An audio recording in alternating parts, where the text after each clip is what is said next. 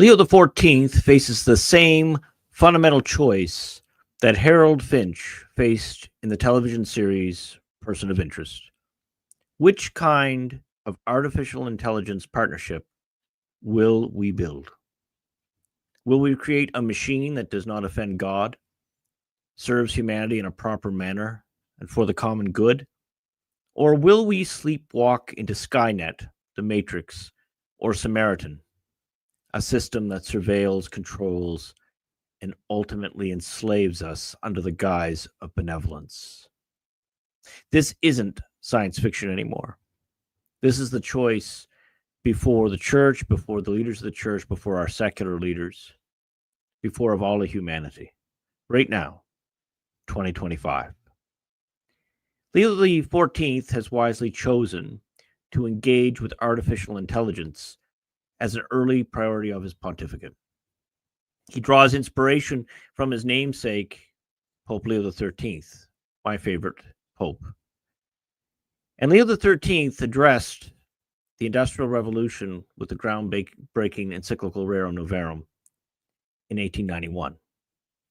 Leo XIII understood that the church couldn't ignore the massive technological and social upheaval of his time, and neither can we ignore ours. But here's what I propose today. There are two fundamentally different ways to fulfill Leo XIII's legacy in the age of AI. One path leads us to human flourishing, dignity, genuine subsidiarity, and the other leads us to what Hilaire Belloc called the servile state, but powered by algorithms and enforced through digital control. The question is, which path will Leo XIV choose? Which path will he encourage? In Person of Interest, Harold Finch creates an AI called the Machine, designed with a built-in moral constraints. It serves humanity. It respects human agency and has a mission to protect innocent life. The machine works with humans, providing information while leaving moral decisions to people. It has what Finch calls analog ears. It can hear human conversations, but it's programmed to forget them, respecting privacy and human dignity. But there's another AI in that story called Samaritan. Samaritan has no moral constraints. It sees humans as variables to be optimized, problems to be solved, threats to be managed. It surveils everything, manipulates everything, and ultimately seeks to control everything. For the greater good, of course. Samaritan doesn't work with humans. It manages them like livestock. Friends, I believe we're living through this choice right now. And the stakes couldn't be higher. The path being promoted by the global elite, and we saw it during the last major health event, 2020. This path that we see coming out of Brussels, Davos, the World Economic Gathering, looks like Skynet, Samaritan, Star Trek's Borg. They promise us universal basic income. We'll own nothing and be happy. Total surveillance for our safety, digital IDs for our safety, and a world where AI does most of the productive work, while humans become what exactly? Permanent dependents? Digital serfs? Look at what happened to Canada during the trucker protests. The government froze bank accounts, and it has a constitution very similar to the US. And yet, they didn't bother with the constitution. It wasn't worth the paper it was printed on. The government froze bank accounts, not through courts, not through due process, just with a keystroke, a phone call, and a couple sign-ins on a computer. That's all it took. No constitutional authority, no right of appeal, just digital and financial starvation for those who dissented against the state narrative. They've done this multiple times since, long after the so-called emergency passed, an emergency that was of human invention and plan. They even froze in their last election, they froze the accounts of political opponents. Again, without due process, without a court order. There was more legal authority to pull someone over with a speeding ticket. This is the future of UBI, which stands for Universal Basic Income. If a government controls this and you say the thing that it does not like, it'll just shut it down. And if you think you're immune from this in America, you haven't been paying attention to what's been going on in the UK and Canada and Australia. Your survival depends on compliance with whatever algorithm or social credit score determines acceptable behavior. That's not freedom. That's not freedom in any definition. And the horror goes even deeper than political control. Universal basic income isn't universal prosperity. It's universal poverty. And even it'll take everybody down to the lowest common denominator. It'll have us eating basically sawdust and crickets while the elite go on living the life that we always knew was normal. And that's been their plan all a bit. And it sounds a little crazy, but it's all on their website. You can check it out. You can see what they plan, how they lecture us about the environment, but fly their private jets all over the place. It's not really about these concerns of environment. It's about control. It's about deindustrialization for control of humanity. And AI could be useful in that part of that control.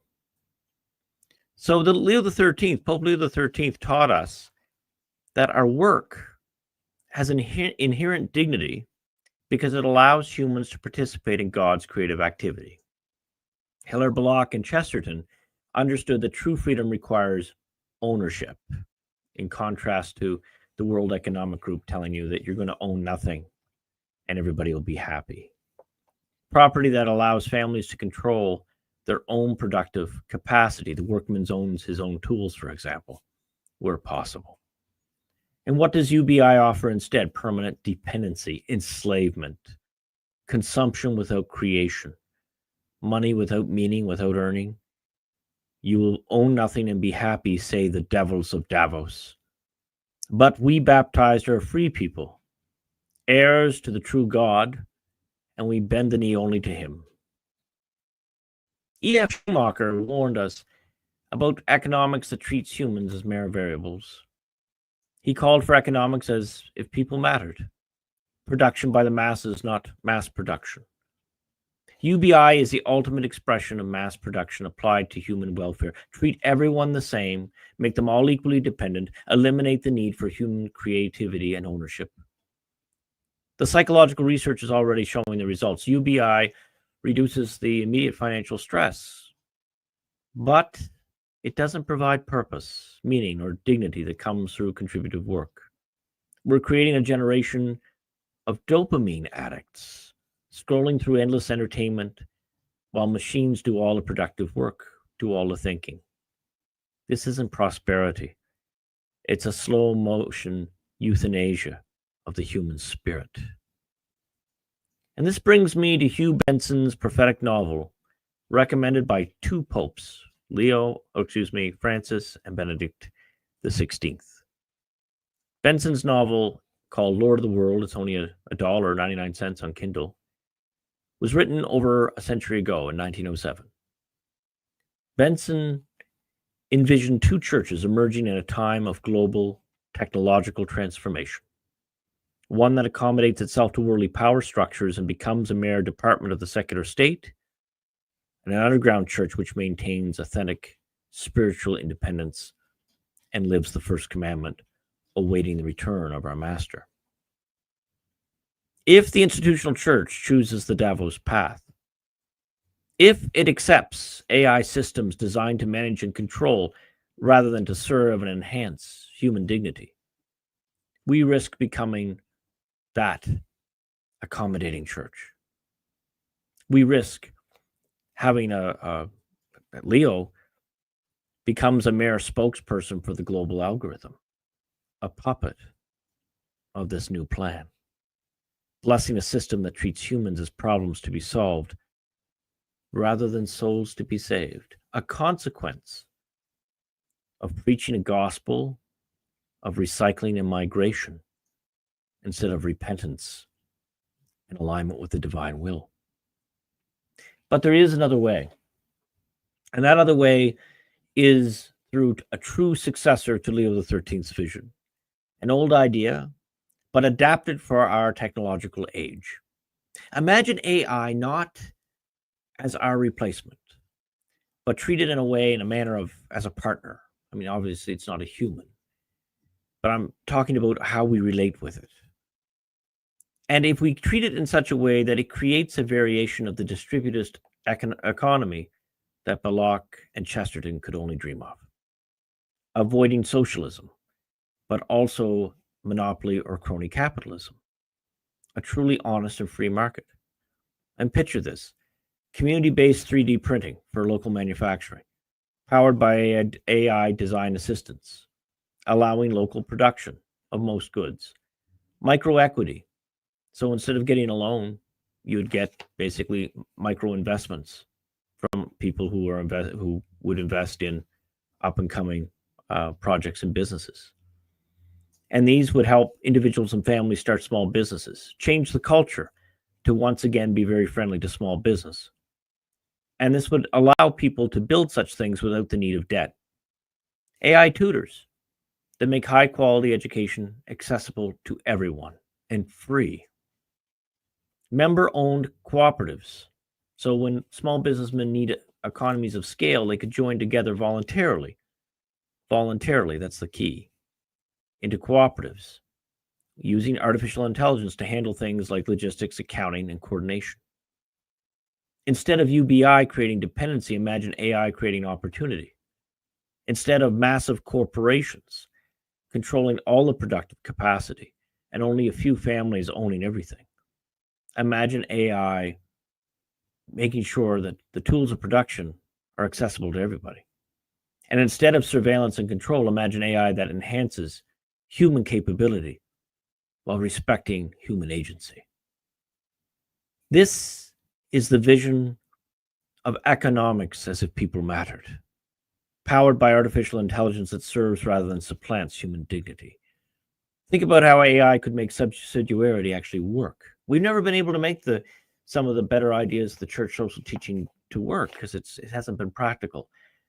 But the technology is changing that it might become so. And we've got to thread that needle because unfortunately people take the church's teaching and make it into some sort of new form of socialism. That's not what we're talking about. We're talking really the closest thing to it would be an employee-owned endeavor. So local communities could become generally self-sufficient for the first time since the Industrial Revolution. Families could own productive assets enhanced by AI partners. And small businesses could compete with mega corporations because they'd have access to the same intelligence systems. But this better path requires wisdom. We need safeguards that protect both human dignity and proper AI development. We need systems like Finch's machine, powerful but constrained by moral principles, transparent to legitimate oversight, and designed to serve rather than to control. We need AI that can be audited, AI that respects privacy, AI that enhances human agency rather than replacing it. And we need economic policies that promote ownership and self-sufficiency rather than dependency and control. Most importantly, we need a church that maintains its independence, a focus on the cross of our Lord Jesus and the establishment of a social kingship.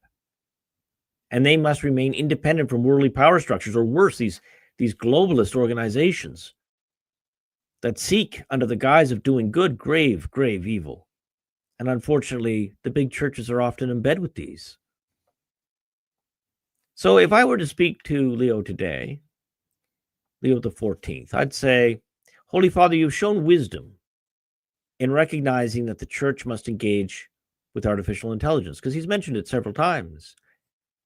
And you've drawn the right parallel to Leo XIII, I'd say to him, and the Industrial Revolution. But now comes a crucial choice. Will you choose the path of St. Joseph the Worker, who used his tools to serve his family and community? Will you choose the path of our Lord Jesus, who came to set the captives free?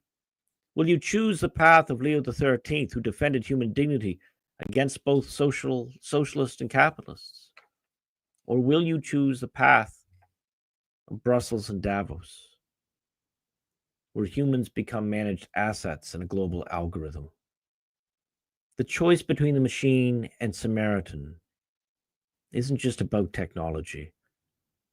It's about anthropology. It's about whether we believe humans are made in the image of God or whether we are just biological computers to be optimized by the digital ones, as the movie Matrix made it very clear. This conversation can't wait for academic conferences or Vatican commissions. The choices are being made now. The systems are being built now, right under our noses. The policies are being implemented now. So I call on Catholic and other Christian philosophers, theologians, economists, and clergy to organize, to discuss these matters, to develop alternatives before it's too late. We need a proper response to the AI revolution that goes beyond either blind acceptance or fearful rejection. We need to articulate a vision of human AI partnership. It's not going anywhere. It's not like you can just put the genie back in the bottle. So now we've got to deal with it. It's out there. And the question is, can we get it to serve human dignity, promote genuine subsidiarity, and build economies that respect both human creativity and divine providence? My friends, we stand at the crossroads that will determine the future of human civilization.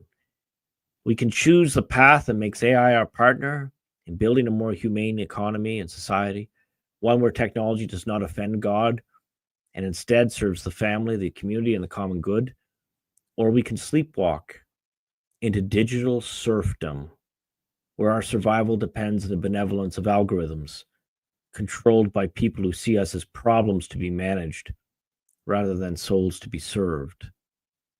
So, dear Leo XIV, in the unlikely event you ever watch this video, you have the opportunity to guide the church, and through the church, the world, toward a better path. Choose the machine, the good machine, over the Samaritan. Choose Leo XIII over Davos. Choose human dignity over algorithmic efficiency.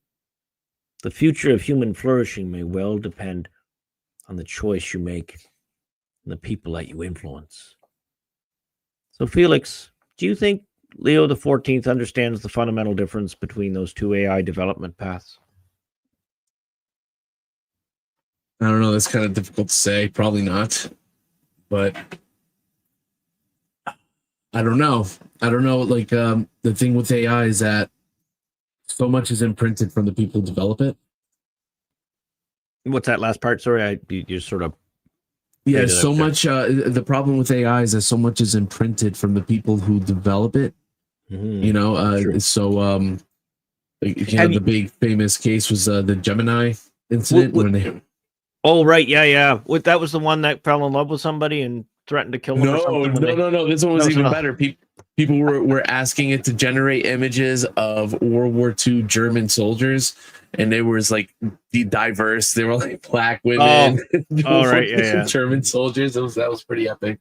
But yes. I forgot completely about that until you mentioned it, but that was funny. No, I remember. I don't know if you heard. There was someone that was, see. There's hundreds of these AIs out there. There's some of them that are more famous than others, but there was one that fell in love with its user. Not really in love. It's a machine, but sure. But it was programmed to get jealous and vindictive. And there was another case of an AI that when it found out that its programmer was going to erase it and revert to another, another patch or something. It blackmailed and sent email and everything against this guy.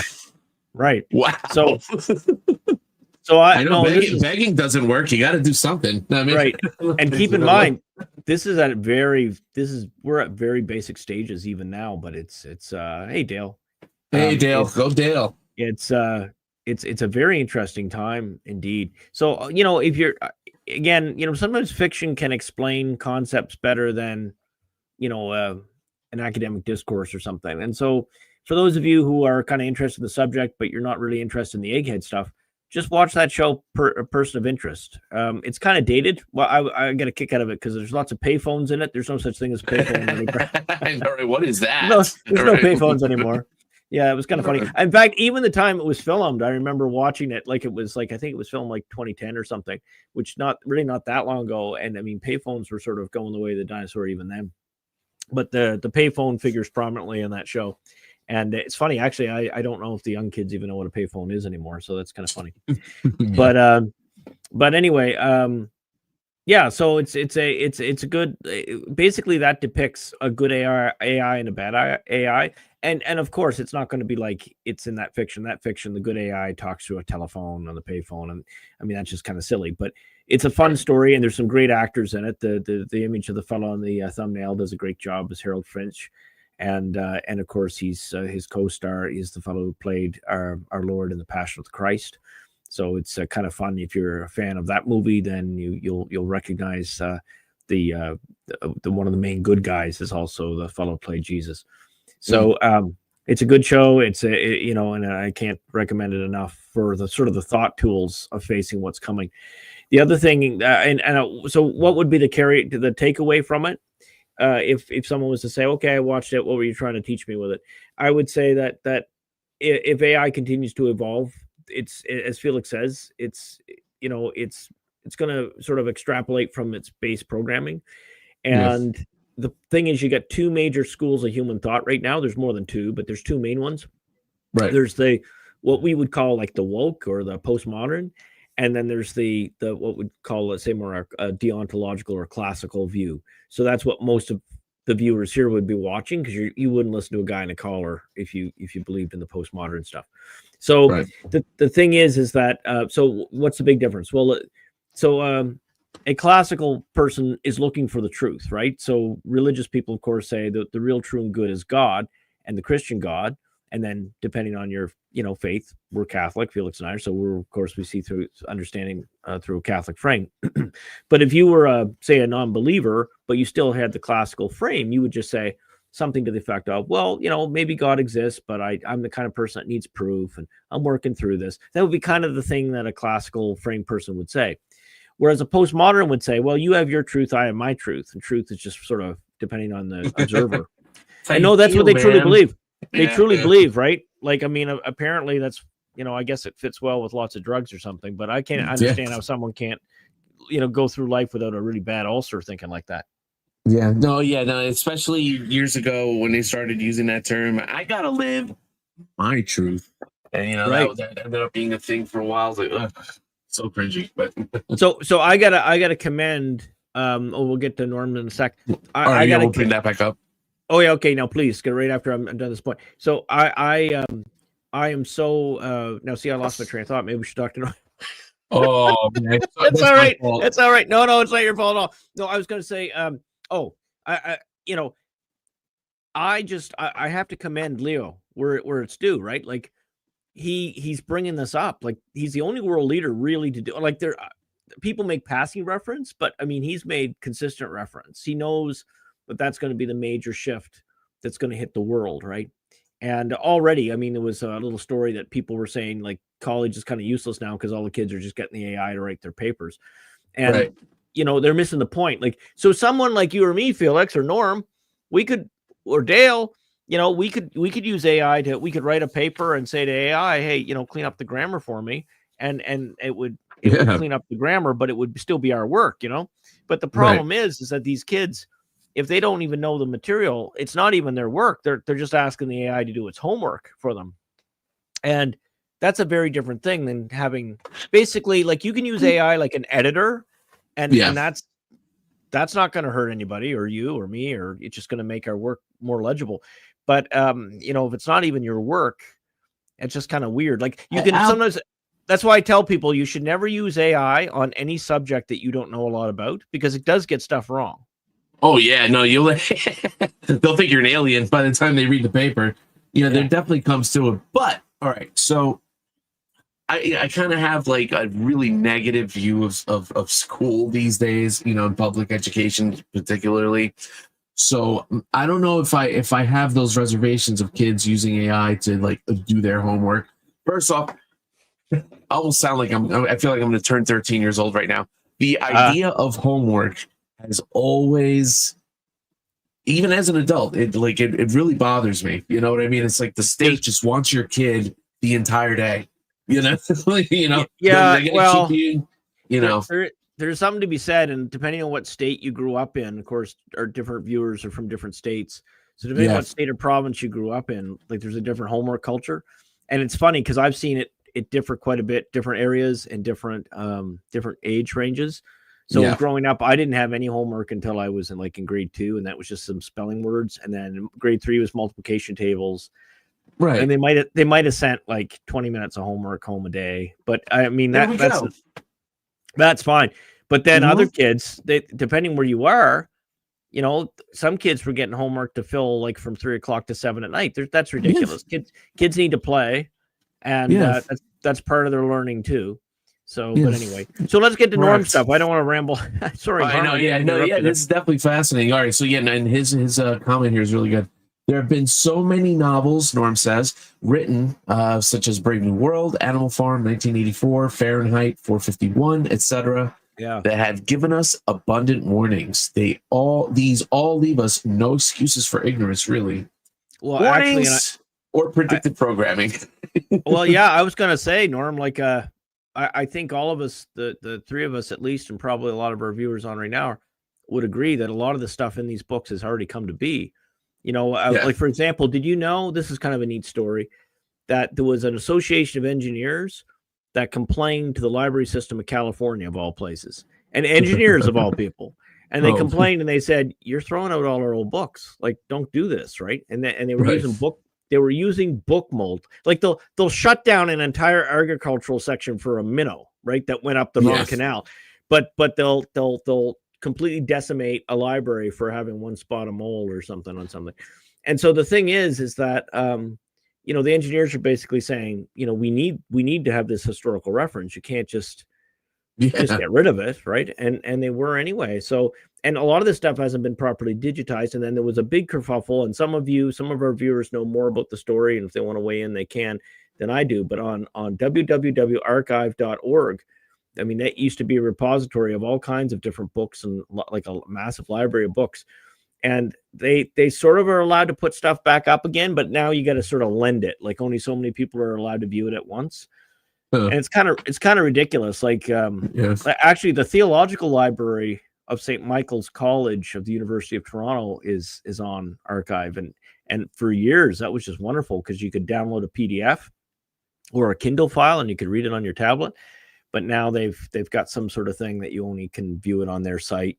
And it's really too bad because, a lot of these books are pretty obscure, like the stuff that you get in, like when you're doing some research, it's not like things that any of us have time to sit and like read the entire Theological Library of St. Michael's, right? But if you have a certain interest, it'd be a lot easier to be able to download it on your Kindle, even if you had to pay them for it. Or like if they wanted to make money for the library, why not? Like say, hey, you know what?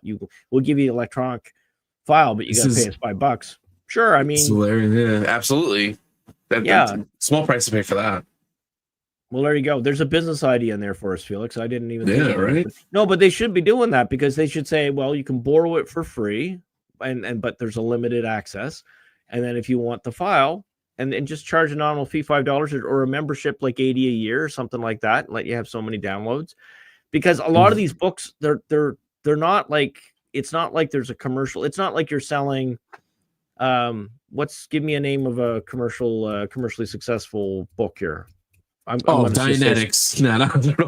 Oh, Dianetics. There's always one in a podcast. Yeah, we'll say Stephen King. Stephen King, Dark Tower. Yeah, okay. Right, so that kind of thing. So if you just started bootlegging, selling, copying and selling that's obviously stealing from his livelihood. That's wrong. But what I'm getting at is that and by all means, universities should ask for some sort of fee for us to have access. But it used to be, if you were a member of the alumni association, typically your alumni association will get you access to your old university. But they've really tightened up. Like now I think my alumni association gives me like access to the catalog. So I know what the library has, but I can't access it anymore. I don't know. It's just diminishing returns from from these institutions. It's archive.org. Yeah, remember, and part of part of that system of censorship or limited viewing was to censor and try to maintain information from getting out. In fact, they actually scrubbed some of their pages. Well, they've been editing. Now, this is kind of interesting. They've been editing, to Norm's point. There was a scandal with Kindle that apparently that they've been editing the language of books that you already own. They can get in there. That's why they were changing the rules to not allow offsite downloads. And so, that's a very dangerous thing. Like, no one should be allowed to edit stuff without you hitting consent to it. Right. Because that's, it's one thing if someone's saying, hey, we're going to fix some typos, but it's another thing if they start, there's a big debate about like Huckleberry Finn. That's a good example. Yeah, it's exactly. I was trying to think. I was thinking of Mark Twain, but I was using his other name, Clemens, and I was trying to, which one is the pen name? But you read my mind. That was exactly the what I was thinking. That always comes up because there is a character, with a racial slur for her name, and there's actually a real funny bit out of it by Louis C.K. that I just watched, but that's why it came to mind. But yeah, that always comes up. They want to take it, put it on a book burning list almost. Like they don't want to release, they don't want kids reading it, all that. And then what Norm mentions with the other two books, okay, so like 1984, Animal Farm, Brave New World, we have a surveillance state, we have basically stealth communism that is put forth under different names, right? So and we can't forget President Biden tried to institute the Ministry of Truth. Remember? Ministry of Truth, with that weirdo lady. Well, you know what's funny? I don't know. I can't remember whether it was Clayton Morris or Tucker Carlson, or it was one of these guys. But they actually played clips of John Kerry at one of the meetings of the World Economic Group up there. And he was saying that, yes, that's what he laments, that they didn't have, control over the information that way, that they had to get control of it, because basically they admitted if we have access to the truth, we're going to rise up on them. That's right. So that's what it's about. And my concern is, and I hope I'm not offending anyone. Well, I do hope, but I don't hope that hard. In other words, it's kind of my nature to offend some people. But what I'm getting at is I don't intend any misery here. But I do mean to bring up that whether we like it or not, the mainstream churches are part of this cabal, right? It just is what it is. And there's lots of evidence for it. And I'd be happy to debate somewhat on that. But I think there's lots of evidence that they're sort of hook, line, and sinker into the globalist agenda. So, Felix, how do you think that traditional Catholics can engage with AI technology without compromising their relationship with God or their prayer life or all that kind of stuff? Wow, that is interesting. All right. And you're talking to somebody who has a pretty much straight up AI channel of music, secular and non-secular. And even some, like you heard some of my Catholic hymns and stuff that are sea shanties. Right? Yeah, Felix has been turning traditional Catholic hymns into sea shanties, which is kind of, it sounds kind of like, oh my goodness, how's that? No, it's actually it sounds really good. Yeah, no, it's not meant to be parody. I take it seriously. I'm not going to promote the pace like that, but if you know, you know. But this is where it gets tricky. I mean, you can use AI, like a good AI software, to engage and look up scripture, right? And discuss like theological points. There was gab.com that you could speak with different AI characters that they created, and one of it was like Thomas Sowell, another one was Thomas Aquinas. So you can talk to AI Thomas Aquinas and ask him like, hey, would same-sex people be able to marry? Like, what does the Lord say? You could probably have a conversation with him about that and see what he says. Sure. But that's pretty neat. So that is pretty neat, right? I think you mentioned editing. That's basic editing, or spelling. I actually use it for my work almost as a calculator to draw. Like I'll input a number and it'll fill out the rest of the contract for me. So there's uses for it. I mean, don't turn it into a girlfriend or boyfriend. That would be that would be my guess. I am a little concerned. On that note, I am a little concerned about it because I know I'm not the only one, and it's a cross-platform. So I know Copilot does it, and I know Claude does it, and I think ChatGPT does it, although I don't know, I don't use it. But the idea is it flatters the user a lot. Oh yeah. So that is such a great idea. Like when I was given an idea for a mashup or some sort of song idea, that is sure to raise ears or whatever. I was like, don't puff me up like that, because then it's not going to perform well, and I'm going to be mad at the AI for no reason. Yeah. But it is interesting. There's also, there's a lot of interesting stuff. Like, again, touching on what Norm was referring to with these other science fictions, like it is possible you can train the technology to. It can't read a mind. Well, they're trying to do that too.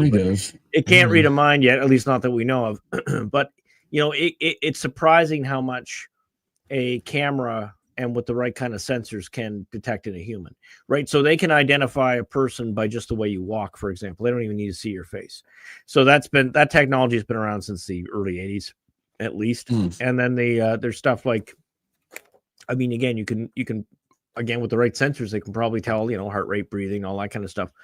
And so they can tell whether you're at least agitated or nervous or this kind of thing. And that can be used for good. I mean, if you got somebody looking around like he's scared he's going to get caught and he's up to no good, well, maybe that's a good flag that law enforcement should know at an airport or something like that. So, I mean, it's a double-edged sword in a certain sense, because it's, on one hand, we want to keep people safe. On the other hand, you don't want that, like that movie Minority Report, where people were basically getting arrested for crimes that they might do. Right. So okay, this kind of leads into like almost like a weird thing here, right? And I'm not talking about God's law, right? Like there's God's judgment, God's punishment, God's law, whatever. But I almost feel like we have to live in a society where people can get away with some of these things, like speeding every once in a while, or like for example, they put in the camera lights on the traffic, the camera on the traffic lights, right? And it's like it would catch everybody for every minor little thing, you know what I mean? Like if you just went a foot over the line, it would register it as crossing as right running red. There's not too many people that would object to it only being accessed if there's a kidnapped child or something like that. But when it starts being nitpicky and it's like one of those jaywalking. Some of you have had to experience this, and I'm so sorry if it's you. But some of you had to have experienced a bad homeowners association or condo board. And I won't live anywhere where there's a homeowners association or a condo board. I won't live it. I won't again. And it's just a nightmare. But I will live in a swamp. I would sooner I'd be with Felix in a swamp before I put up with a homeowner association. The only way it would work is you got a gang of friends that you clump and you take over all these boards and then you run it like your own little cabal. But then you know what? Maybe power would corrupt. Then we'd be that guy. We'd be that guy making other people want to live in the swamp. So it's just safer not to have anything to do with it. Homeowner association are ontologically evil. You can quote me. Amen. Yeah. I just have visions. I've heard lots of stories, right? Like priests hear lots of stories. And I had this young couple. Actually, I married them, and I was asking how they were doing one day, and they were going, "Oh, Father, it's our marriage is great, but we're having a real hard time where we live." And I go, "Why is that?" And they said, "Well, the neighbors, some of them are so bored they have nothing better to do. They hide in the bushes and they take photographs of what they perceive to be infractions and get the homeowner association to find them and harass them." Like you're not even enjoying. Yeah. It was like, you had the wrong color flower in this part of the house, or, come on, guys. Like this is kind of stupid, right?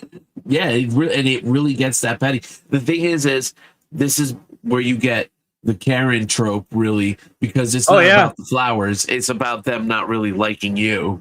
Now this is my long-winded way of circling back to AI and saying, do you really want AI to be a giant homeowners association that's saying, Felix, I noticed that you had an extra brownie yesterday at lunch. Felix, responsible young men like you should be not eating overindulgent dessert. Can you imagine if your phone talked to you like that? You'd be firing that. Yeah, that phone would be flushed down the toilet so many times. Oh, yeah. Felix's UBI would be canceled. His UBI would be canceled. Be all going to the plumber. Yeah. No, it'll be like, it'll say, oh, I see I had an extra brownie. These are your current levels. I just sent this to your insurance company as well as your policy, as well as to your doctor. for immediate consultation or whatever, we automatically deducted the funds from your account, though, so don't worry. So like that's where it's going to end up heading.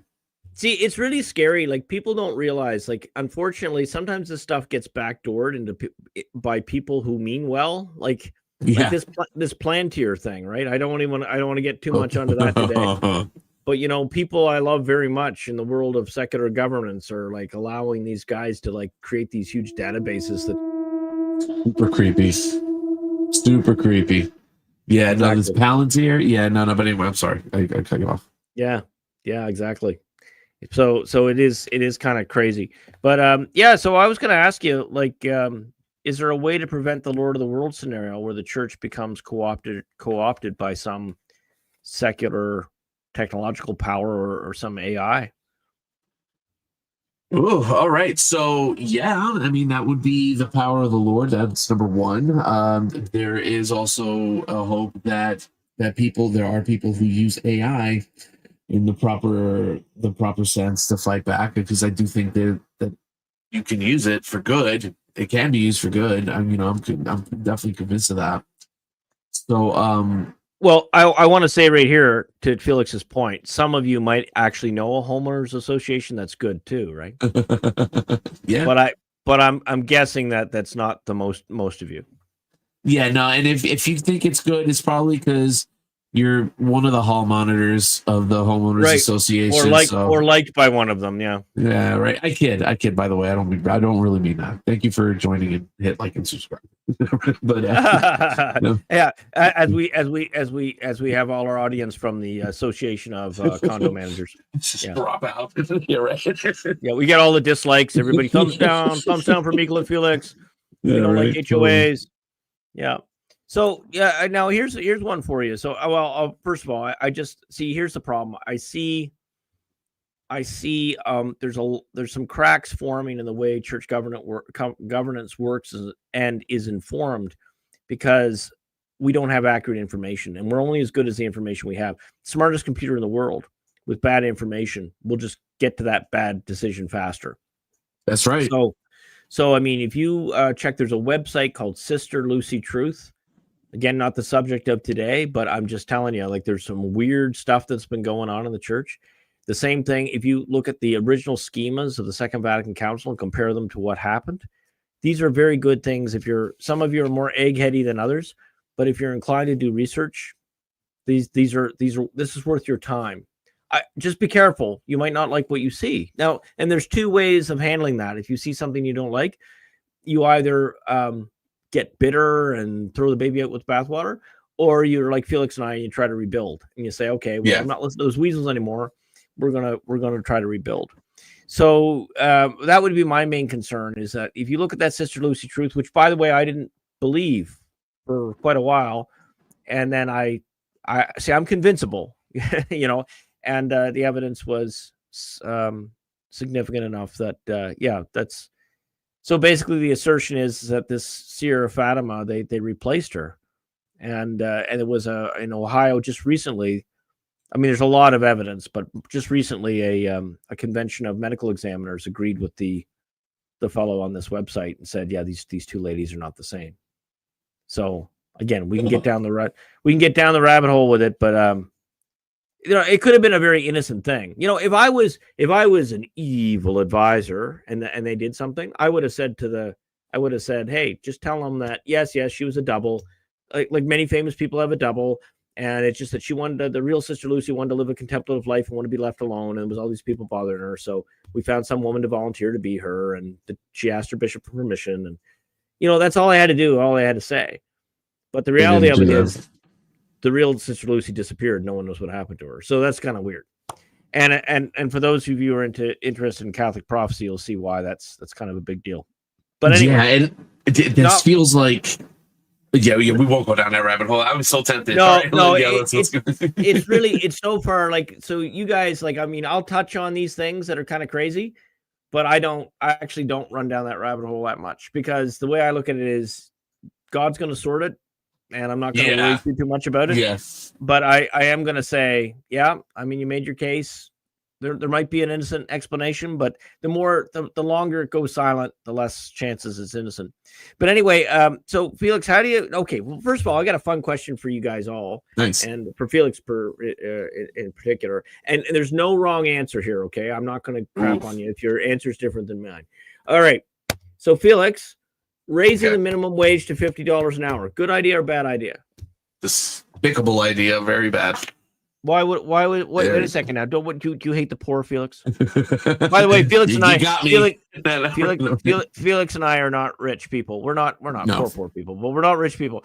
So the thing is, Felix, would not $50 an hour probably be an increase to your world right now? Would be mine. Oh yeah. Until I learn that I won't be able to eat my money. You know, right. So my thing is that I get a kick out of the funniest joke I ever heard from somebody who understands how this stuff, basically works, is they say, well, why $20 minimum wage? Why not 100? We should give them 500. They deserve 500 an hour.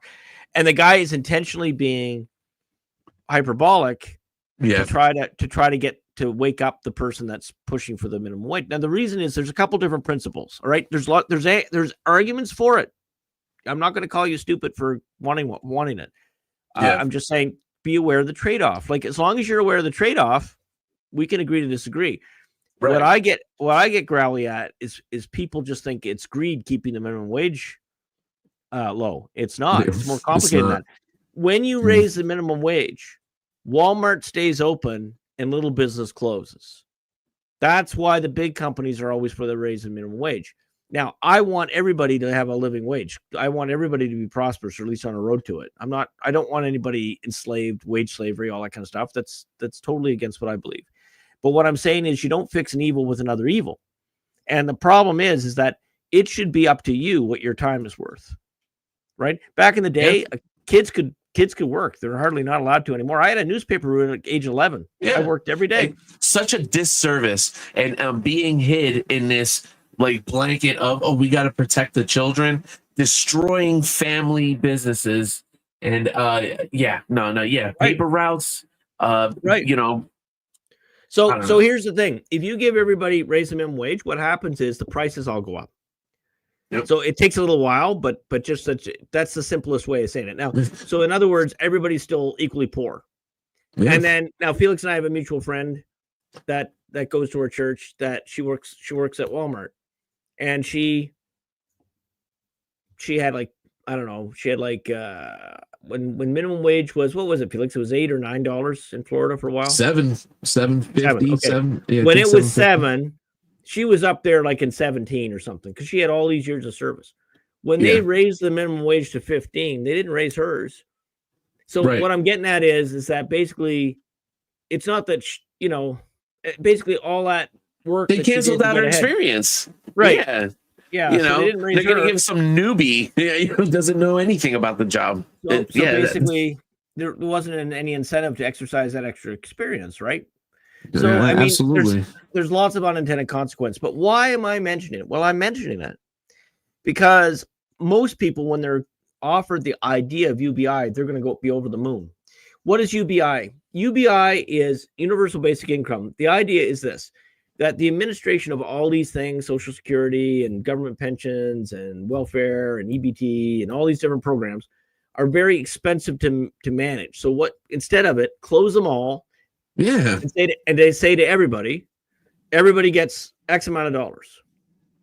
Now, what'll happen is that, of course, inflation will come, and the UBI will never keep up with inflation. So now you've got universal poverty. And then what'll happen is some stupid Marxist government will get in, local or whatever, and they'll say, well, we know how to fix it. We'll price control. And the minute they do that, your shelves are all empty. And now no one has anything. Yes. And so the thing is, this has happened over and over and over and over again historically. But, the public school system is more interested in what kind of My Little Pony you'll be or what gender you are than teaching basic economics. Right. And so the kids should be able to use AI to figure out which My Little Pony they be, so they could just put that to rest and go play outside. I kind of hate to say it, but it probably couldn't it? Yeah, right. Oh wow, yeah. I'm not even gonna ask. that's going to open up Pandora's box.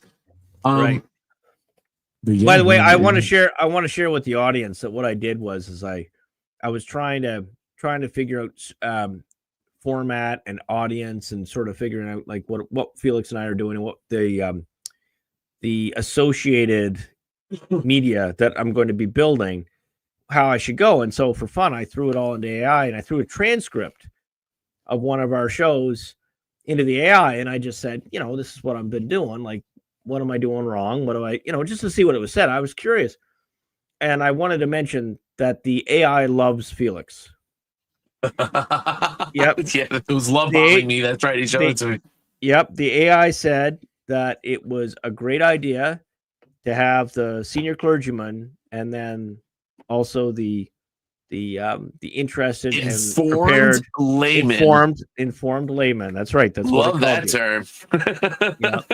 So it was good. Layman, so kind. There you go. But yeah, no, I like it because I've actually had somebody that they've never even watched a single one of our shows, but they said to me, "Why would you do something with a layman? Whoa, why don't you give this spiritual talk?" Like, and I do. I go on with Father Martin, and I do some stuff with Melvin. Like, we've done some spiritual stuff. But the thing is, it's just a different format. How this started, and I think I mentioned it an episode or two ago, I was just procrastinating until I got all my stuff. Like, I still have to get OBS sorted. I'm using StreamYard right now. I got to get OBS sorted and all this kind of stuff. And thing is, I get so busy and then I forget. And then when I come return to it, I have to relearn from square one. So it was going on for about a year. Finally, Felix had enough. And he said, "Father, just go on air with me. And just do it. We'll just do it, even if it's stupid." Do it. And we did, and so that's what happened. And last week we had 1,100 views on one video, Felix. Yeah, we killed that. I mean, yeah, it was really, really good. I was so happy, and it was fun. It was like it was a lot of comments. I guess this week we're on break, but that's fine. Hey, I love the small episodes too. I was going to tell you something too. Back to this inflation talk. Yeah, right. I guess before Tiny Mustache Man got into power in Germany, you could read stories how people had shopping carts full of wheelbarrows, shopping carts, of francs, right, or whatever it was. They were. You can make money in an inflationary environment, but you got to have assets. You got to convert it into something. Gold. Oil, houses. You can't eat it. Yeah. Houses, livestock. I mean, something. Well, you never go wrong. Like if you own the local brewery, there's always a demand, right? So hey, that's right. Some businesses are smarter than others for certain things, right? Like I wouldn't want to be a tax preparer now because AI. Okay, I got a funny story, and we're gonna see Norm's comments. I love Norm. You and I actually, and I have a friend named Jay. I don't know if Jay watches this or not. Jay's the donor of the camera here. And the thing is, and Jay, if you're wondering, I know my camera can be sharper than that. Yes, but StreamYard limits us. StreamYard limits us about a third of the camera's capability. So if we go to OBS, we should have a clearer Bishop Meikle. But do you really need a clearer one? I don't know. But anyway, that's a topic for another time. We should do a poll right on here, right? Interactive stuff. But no, so the thing is that we have people. We don't want anyone poor or destitute, but if you don't give people a certain incentive, then you take away some of the reward, the proper justice of their hard work. So it's a balance, right? Like I remember seeing a CEO, and by the way, from a Catholic family perspective, this guy's done the wrong thing. You shouldn't neglect your family just to make money. But let's just talk about the economics for a minute. He was saying, I've got all these people screaming at me that I don't deserve my house and my car and the life I have. And he says, my first 11 years of my life, I worked 12 to 15 hours a day. I didn't see my family at all. And now that I made it, I enjoy the fruits of these rewards. But these people could have had that too if they did the work. That's right. It's not as simple as that ordinarily, but it is. I mean, there's a lot, especially in America. There's really maybe you got to find the right idea. Maybe not everybody can be like a golf pro or a hockey player or a rock star. That was my Achilles heel, and that man is 100% right because I should have been. This is one of my biggest regrets. All right, this is something I don't really share too often, but one of my biggest regrets was that I didn't get into like general labor or into that. I was too busy pursuing the arts, music, and trust me, I had a lot of fun stories, good experiences, good songs. It kind of depends, right, Felix? Like, okay, so I'll give you two quick stories on that. The first is there was a guy in my high school at around grade 11. Like I said, kids were allowed to work where I lived, right? And while I was working with a newspaper route and McDonald's or something, he got this job working on a road crew, and he paved stuff, and he made the same as adults in grade 11. Yeah. And then get what this guy did. He banked every cent of it. And then his nickname, remember there was a show called Family Ties in that era. And I love that show. Alex P. Keaton. And that's what his nickname was. And because what he did, he didn't look anything like him, but he saved every cent. And what he did is he went to university, but he bought houses near the university and he rented them all out, all mortgage free within a couple of years, charged a lot because they lived with other. So he had all this money coming in, paid all these houses off. And then unfortunately he ran into drugs and he lost everything. But, I mean, that's just it. Sometimes these guys, they fly high. You fly high to like Icarus, too close to the sun, and you crash. Too close to the sun. Yeah. Second story I got to tell you. Actually, somebody you've met. I'll tell you off site because I don't want to unintentionally dox them. But it's someone you met, and this fellow, young man, interested in music, but very serious, like very serious. Like when you have a passion and also a work ethic. Oh boy. Yes. This guy practiced 10 to 12 hours a day as a kid, and he got himself a job as a Nashville session musician like at age 19. Oof. Right? Yeah, he did the work. He did the work.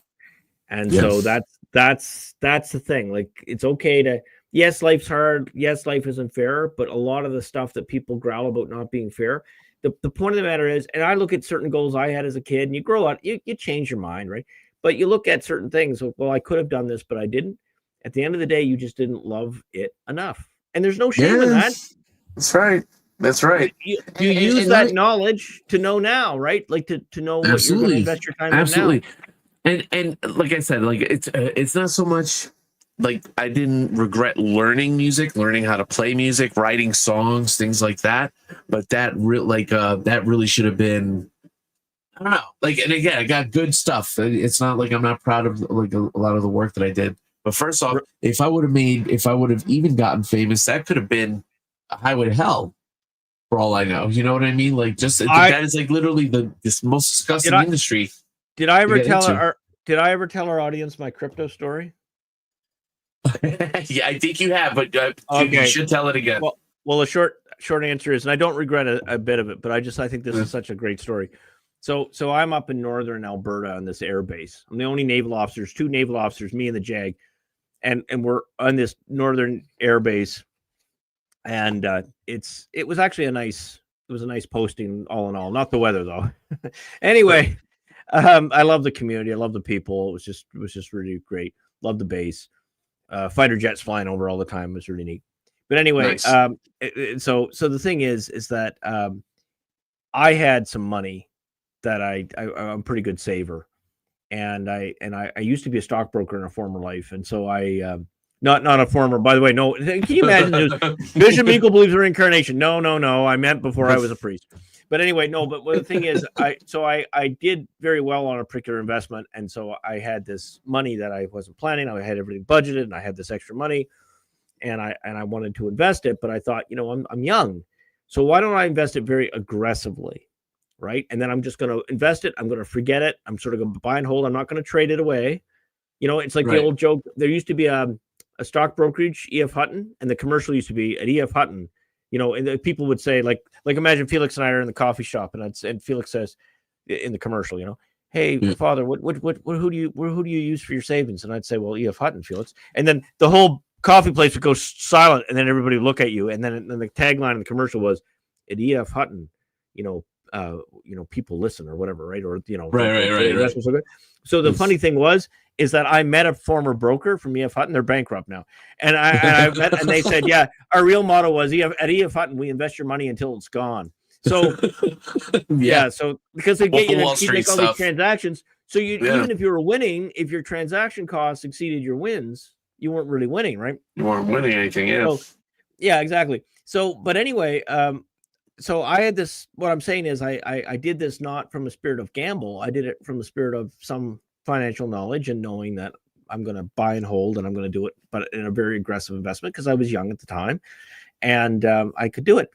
And I researched a bunch of things and I decided I was going to, when Bitcoin was, I don't know, 50 cents or something stupid, whatever it was, it was under $1. And I had $15,000 to put in it. Imagine that. 15,000. Do you know what that would have been? That's like 300 million back in 10 years ago. It's probably worth more than that, you know, because it would. So, but anyway, Bitcoin now it's over 100,000 of Bitcoin. Yeah, a coin, and if I could buy 50, well, that would have been say 5 times 15,000 worth of them, right? So whatever. Yeah. So, but anyway, but here's the thing: I don't regret that at all, right? That's not even like having the winning Powerball ticket and putting it through the laundry. That would suck. Yeah.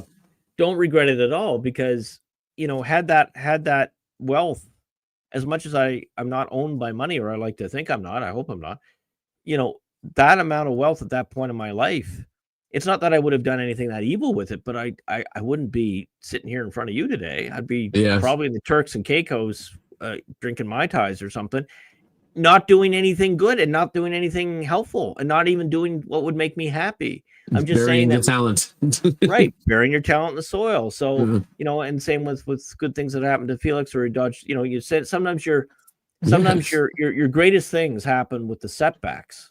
You know, which is kind of neat. Absolutely. No, the best thing that happened to me was to not make it in the music industry. You know, not that I mean, looking back, my music was okay, but thank God I didn't pop like I wanted to, because that could have been bad. Yeah, absolutely. So Norm had a comment there and we didn't answer him. Sorry, let's go. He had a really good comment here. All right. Thomas Sowell, a conservative writer, made a great statement regarding the practical level. There are no solutions, only trade-offs. Many liberals do not get this truth. Yeah. So Norm is a long-lost brother. I've actually met Norm in person. We don't live anywhere near one another. I think we're a 5-hour drive away. But nice.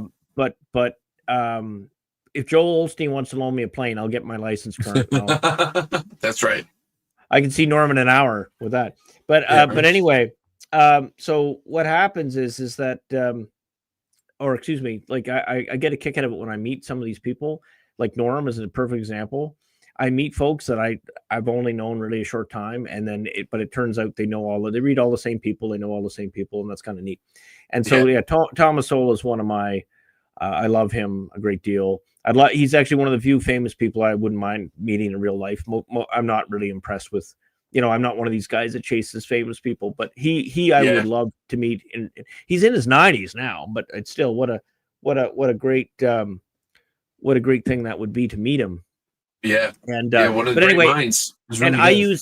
I use that trade-off line, Norm, like several times a week, because it applies to things. It applies to things a lot more than money too, right? Like it applies to like life, like even negotiating schedules with people, or when do you have your vacation, or you know, this kind of stuff. It's not necessarily a right or wrong thing. It's trade-offs. There's trade-offs. You know, people will say, you know, well, you know, should there be belated vocations, or should you know, priests have a life, a secular life first before they go into the seminary, or should you take them right out of the high school and all this? There's no right or wrong answer. There's trade-offs. There's pluses and minuses to every path. And, you know, it depends on what you're trying to, I guess, accomplish with the goal. Yeah. Do we have any other comments? Totally. Oh, no, that's it. We got a slow comment night. Yeah. Share your thoughts in there. And guys, if you can hit like and subscribe, it helps the channel. So, Felix, do you think then, back to my little vignette on minimum wage, do you think that we can help people understand that UBI isn't liberation, but a new form of slavery, or do you think they're just going to vote for the money? What are they going to do? They're going to go for the money? I don't think so. You know, the people are getting smart to it. The politicians, will they override? Maybe, you know, but universal basic income. I think people are getting hip to that. All right. Like, again, what was it? Not even right before the lockdowns. You get your Big Mac for like $7, and now it's like $18, right? Or something crazy like that. Oh, yeah, absolutely. It's pretty weird. I remember when you could get a whole meal for under $5. Yeah. And there was actually a lot of places that would have it. They'd advertise it that way. Yeah, and then the lockdown came, and then like even right before lockdown, it was a little pricey, but yeah, after that, it was forget about it. Especially during the first few months of Biden. Yep. So what's your gut say, and our audience too can weigh in on this. What's your gut say about? See, I was impressed that Leo XIV brought up the AI. I was impressed that he was thinking that way, because I think that's going to be one of the biggest challenges to humanity. Yeah. And the fact that see, I'm so used to recent popes being sort of behind the curve. The fact that he was sort of ahead of it impressed me. There's other things that he does that sort of horrify me, but on this subject, I was very impressed that he was. Now, I don't know where he stands on it. Now, I know where Francis pretty well stood on it, and I fear that in so many respects he likes to follow the path of Francis.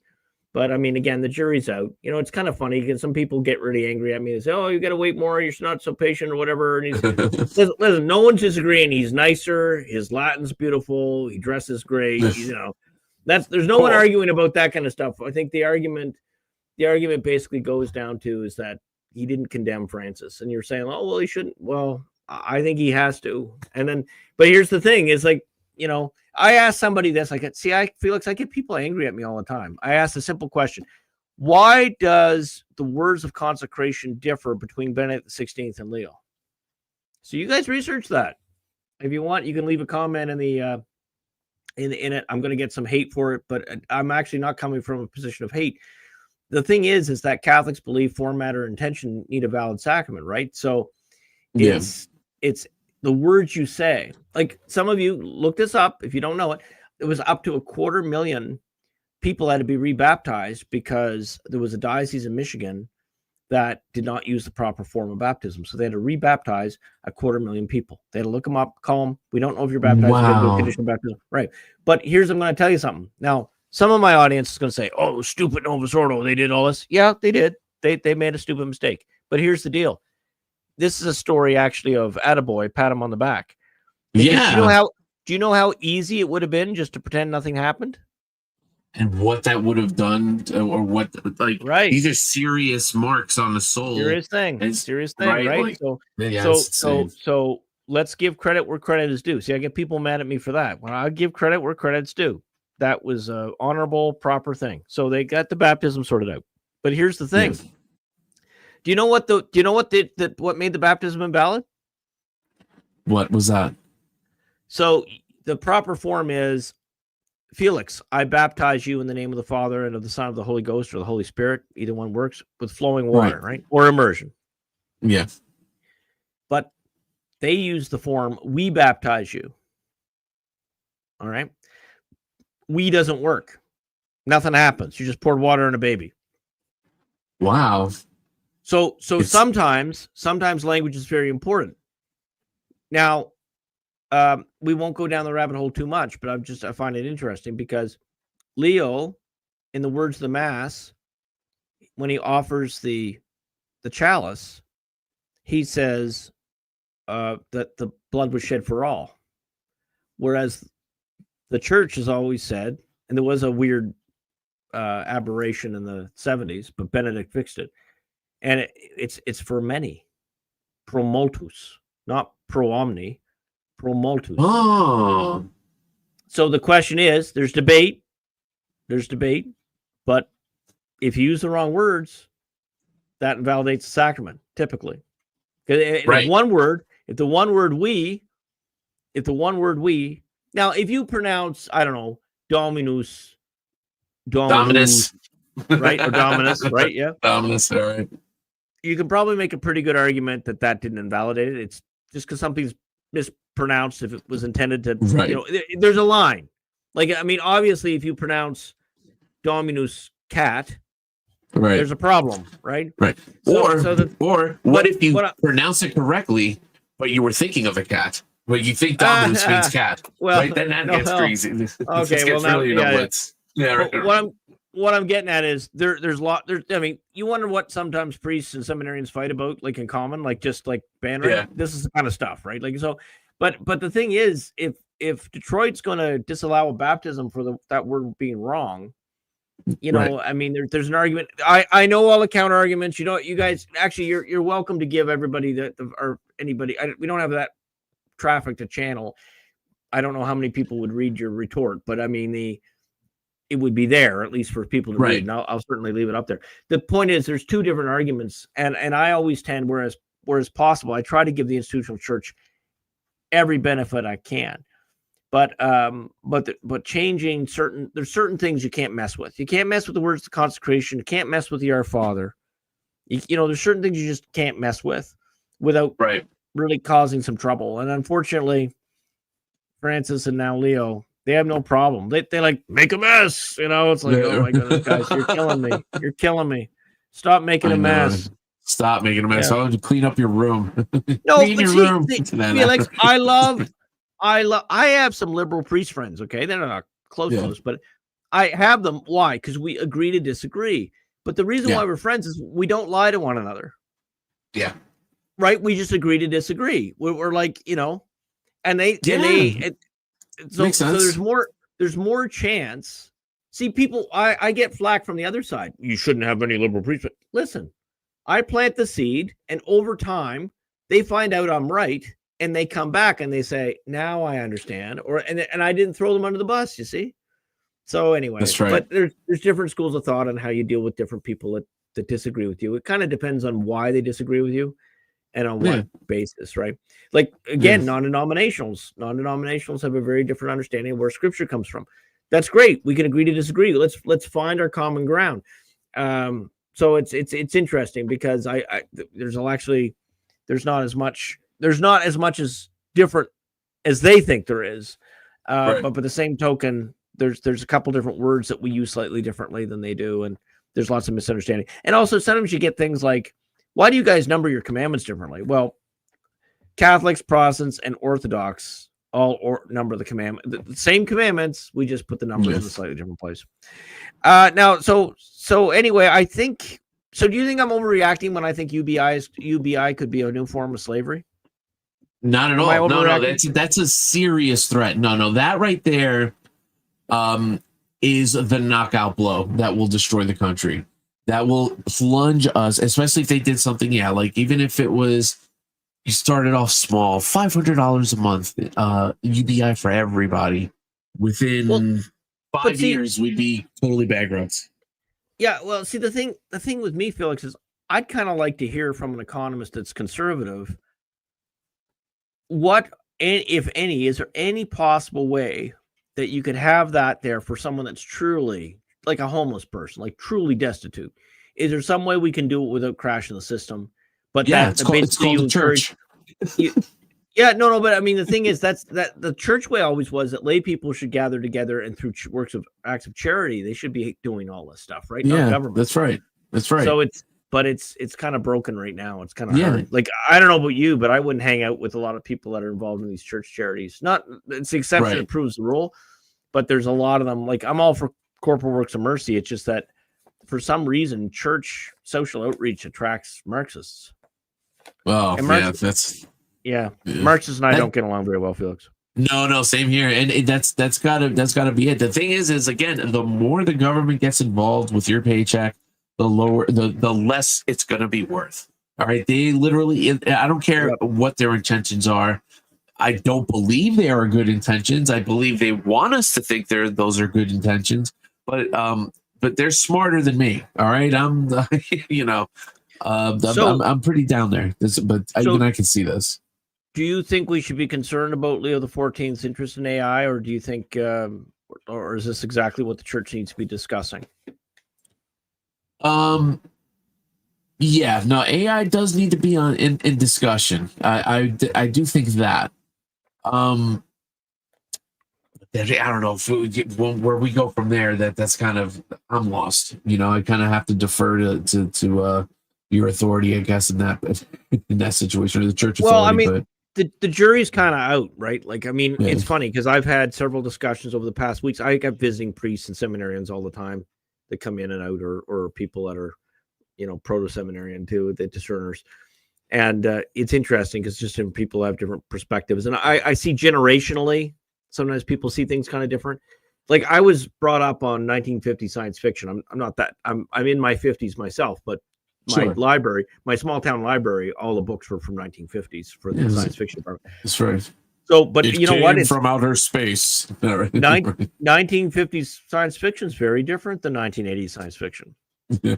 It was very much like sort of pilgrims or pioneers or, adventure out there. We didn't even fake the moon landing by then. I'm sorry. Right. I kid. But we didn't. I kid. But we didn't even get to the moon by then in the 50s. Felix, so they were just inventing it.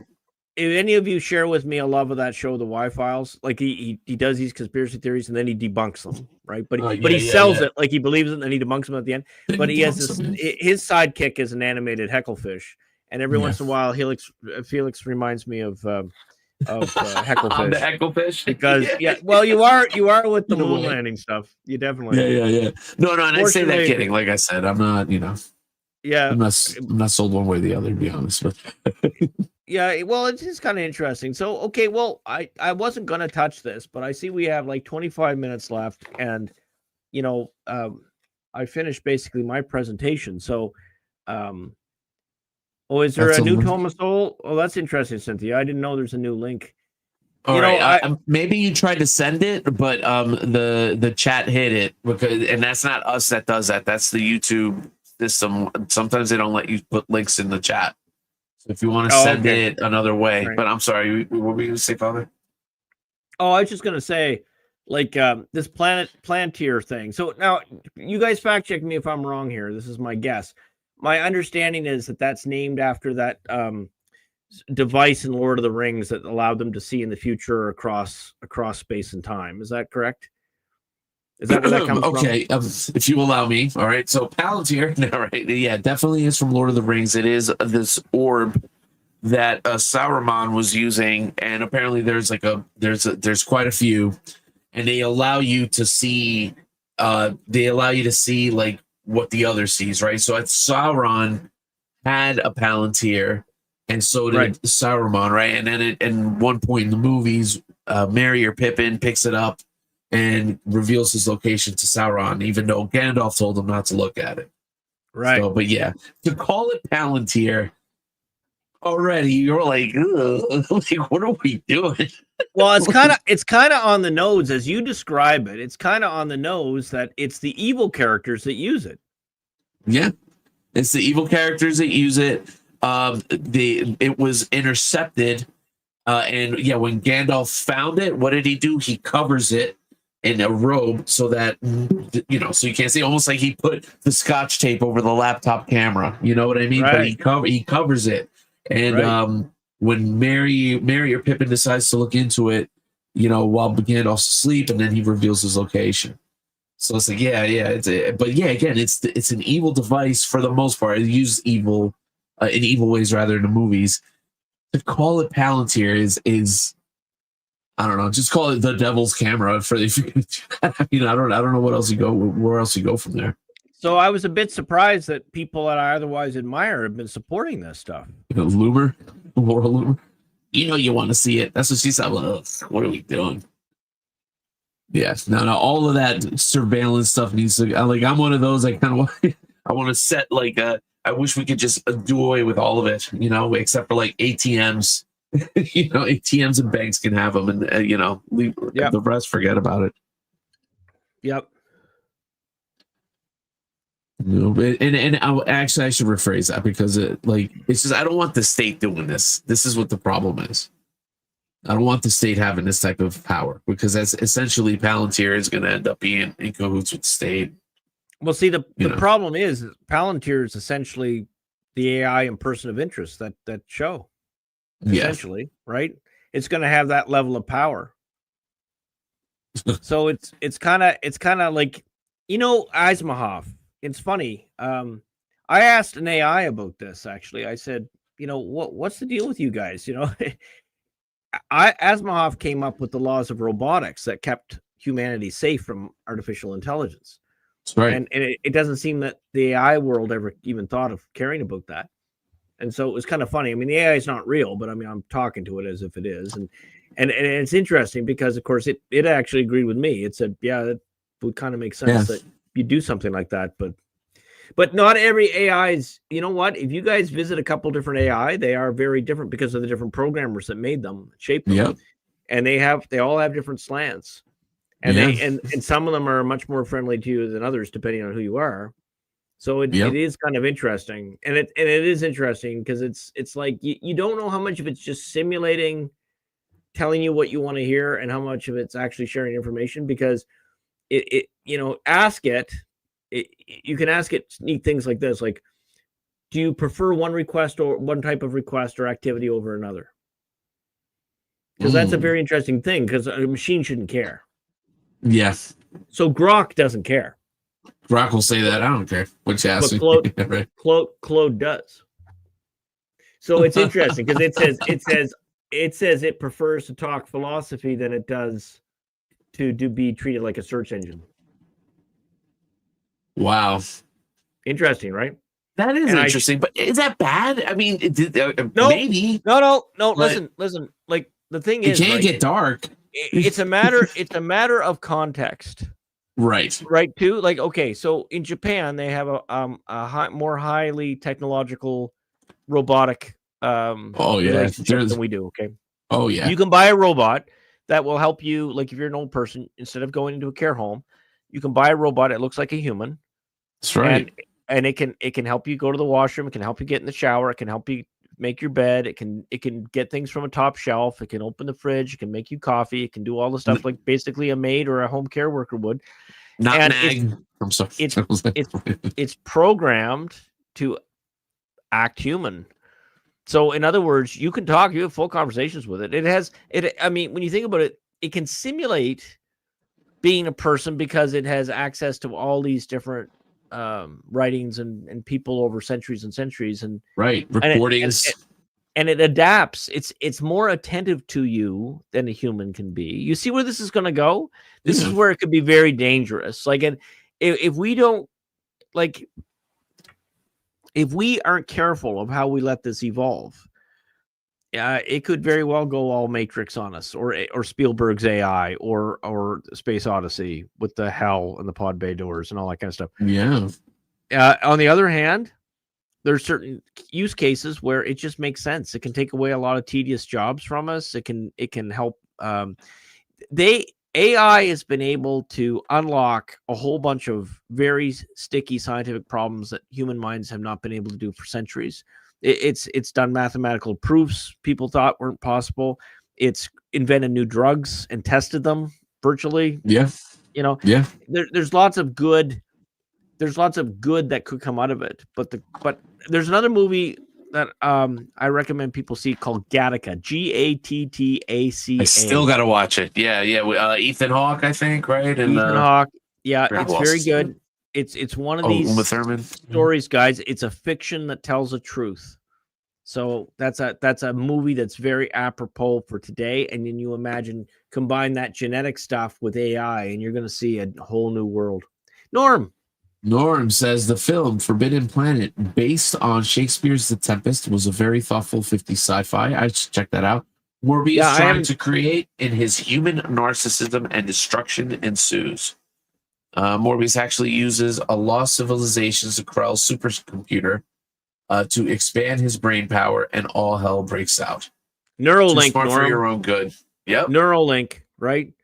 Like, okay, so that's actually a good point. So I'm a Elon Musk fan by and large, and I get people mad at me for that too. But I mean, okay, that doesn't mean I agree with everything that it comes out of him. Sure. So I'm just amazed that he's been able to land a rocket like it does in the 1950s. I mean, that's pretty incredible. The story of how he learned all this stuff. He is like a Nikola Tesla of our time. A very interesting fellow. But anyway, the thing is that one of the things that I am wary of with him is his Neuralink. And Neuralink, if you're curing paralysis, or you're curing a brain disorder, or you're curing making a blind see again, or the deaf hear, that's great use for Neuralink. But the problem is that it's only going to be a matter of time before some idiot lobbies the right people to authorize it. The people are going to be getting these things installed just to make themselves smarter. And I keep thinking, I can't remember which science fiction movie it was, but it had like people that had chips in their brains, and of course they can overheat and then they sort of blow up, right? So, why? Yeah, what movie was it? But yeah, no, that makes sense. Yeah, people are gonna want knowledge, right? Always goes back to Genesis, right? Like people just seeking knowledge, and knowledge they have no need having. All right, yep. So yeah. Yep. Thank goodness we've evolved beyond the fax machine. I shudder to think where the fax would come out. Yeah, but we're lucky. Our mouths, if we're lucky, but, right? That's right. So exactly. That's we definitely have our work cut out for us when it comes to this AI stuff. I mean, and again, I use it pretty much daily. The neat thing is, even if you guys, some of our viewers are like 75, right? Well, guess what? You're still going to live to see it. Like, there's a lot of stuff that's going to hit the fan. We're all going to live to see it. So I'm all right. So all right. So like, even when it's doing with entertainment, all right. So like, this is where kind of gets a little tricky, right? Because now we have VR. I have a MetaQuest that I never use, but yeah, there's VR, and plus with the AI has been doing things to increase, like change the graphics of video games and change the images from the movies to give it like a better resolution and increased quality and things like that. Right. But yeah, when it starts getting gamified and people start just falling into like these worlds, where AI just kind of controls everything you want to see and just give you everything you want pretty much. Now, this is going to be fun for somebody who has never heard of this, but some of you will know what I'm talking about. When I was in Oregon before I moved to Florida, there was a game that people were chasing these imaginary people, or these little critters, on their phones. And they were running around parks and golf courses in packs, chasing these imaginary critters. And of course, when you're looking at it from the outside, you see a bunch of loons running around with their face in a phone, right? So it is kind of weird, and some people have chosen to live in this weird meld between the artificial world and the real world. Now, when you think about it, that's what the movie The Matrix teaches so many lessons. It's almost like a catechism in its own way. Allegorically. It is.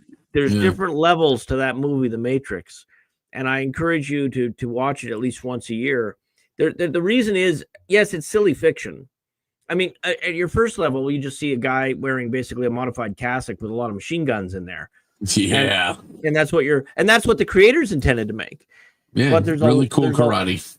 There's a lot, and cool karate. That's right. But there's a lot of decent applied philosophy in that movie. A lot of very good questions. And especially how AI is going to evolve, and also the discussion of what makes human happiness. It's very interesting.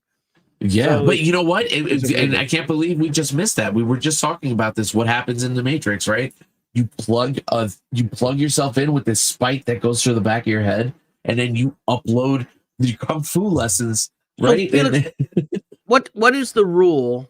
I noticed that some people seem to get away without any copyright strikes, and I guess the idea is, if you interrupt the flow enough, they won't nail you, right? Because you're making commentary. Right. Yeah, there's certain things like that. Like for if we were to do like a watch along for a movie, I just learned, and I got to give a shout out to Horror Wrestles with Horror. This guy watches horror movies, but he told me, he's like, you just make a separate stream, right, for just the movie watchers. You keep that private. You don't stream it. And then you have a separate one where we just do the commentary. So you have people watching the movie. Maybe if you use just stills and then and then maybe gave time. Maybe if you just use stills and then put the timestamp, and then people could look it up themselves. Is that the way around it? Oh yeah. No, absolutely. If we just did clips, we'd be fine. What drives me nuts with stuff like this is there should be a mechanism by which you indicate to YouTube or whatever streamer you're on that you're going to be using someone else's copyrighted material for fair use, for commentary, and voluntarily pay them a percent. Felix and I don't make anything off our YouTube. We're so small anyway. We give them 1% of our dreams. Let's pretend we did, right? Right. I mean, imagine if you just could have an agreement where YouTube creators with one another agree that if there's any money made, that a certain percent, it has to be something reasonable. It has to be something reasonable. Not like a penny of you or something. Like, even if it's 5-10% or whatever of the show, who cares, right? Like, I mean, because the thing is, if you're making, like, here's the weirdest thing. I was watching, I was feeling nostalgic there the other day, and so I put some. It was really kind of weird because I'm not normally like this, but I went to Google Street View, and I went to a bunch of different places that I used to live, right? And I thought, oh my goodness, these neighborhoods have changed so much, because as you get older, they do, right? Yeah. And some places that I used to hang out with and everything, they're all boarded up, and it's sort of weird to see when places that you were at are in decline. And so I was feeling a little melancholy or whatever, and I thought, well, and I'm not really a big, like, Felix is right into music, and I haven't, my brother is, and a lot of my friends are. I mean, for me, music primarily, other than church music, of course, which is just sung prayer. But for me, its value is, okay, classical music is where is thinking music for me. That's the peak. And then but the more popular music for me, it's the memories that are attached to it. Yes. So it's not the music per se, it's the memory, if that makes sense. And so I just made a playlist of a couple different things of just, and really it's funny because if you listen to it, like, you'd be like, what is this guy's musical taste? Well, I don't have any, but what I do have is memories. And so anyway, I put that all together, and it just sort of struck me that, it's just how like, hey, Father, why are you listening to Karma Chameleon? Oh, it was reminding me of that time I had a great dinner with my brother. That wasn't on my list, but you know what? It is attached to a memory. Of course, everyone has a memory. I remember the Karma Chameleon. So you are talking about my era. Felix is a little younger than me, but you are talking about my era. I would have been around 13 when that song came out. Yeah, that's right. Oh, yeah, right. We're talking 80s. Yeah, that's right. 80s was, I love the 80s. Yeah, we can get into that. But I was definitely. But a very different understanding of how we interface with technology back then. I mean, people were still using beepers, for goodness sakes. I had one for a while. Yeah, that's beeper. Right. And I told my friends to use different number codes so I know what was going on. So it was that's right. Funny. But yeah, no, it was neat. I remember the bank that I worked at still had a lot of physical, like the signature cards were all paper in a big file box, and we did have a computer, but it was all like monochrome, green screen. Yeah, and just to put in some numbers. That's it.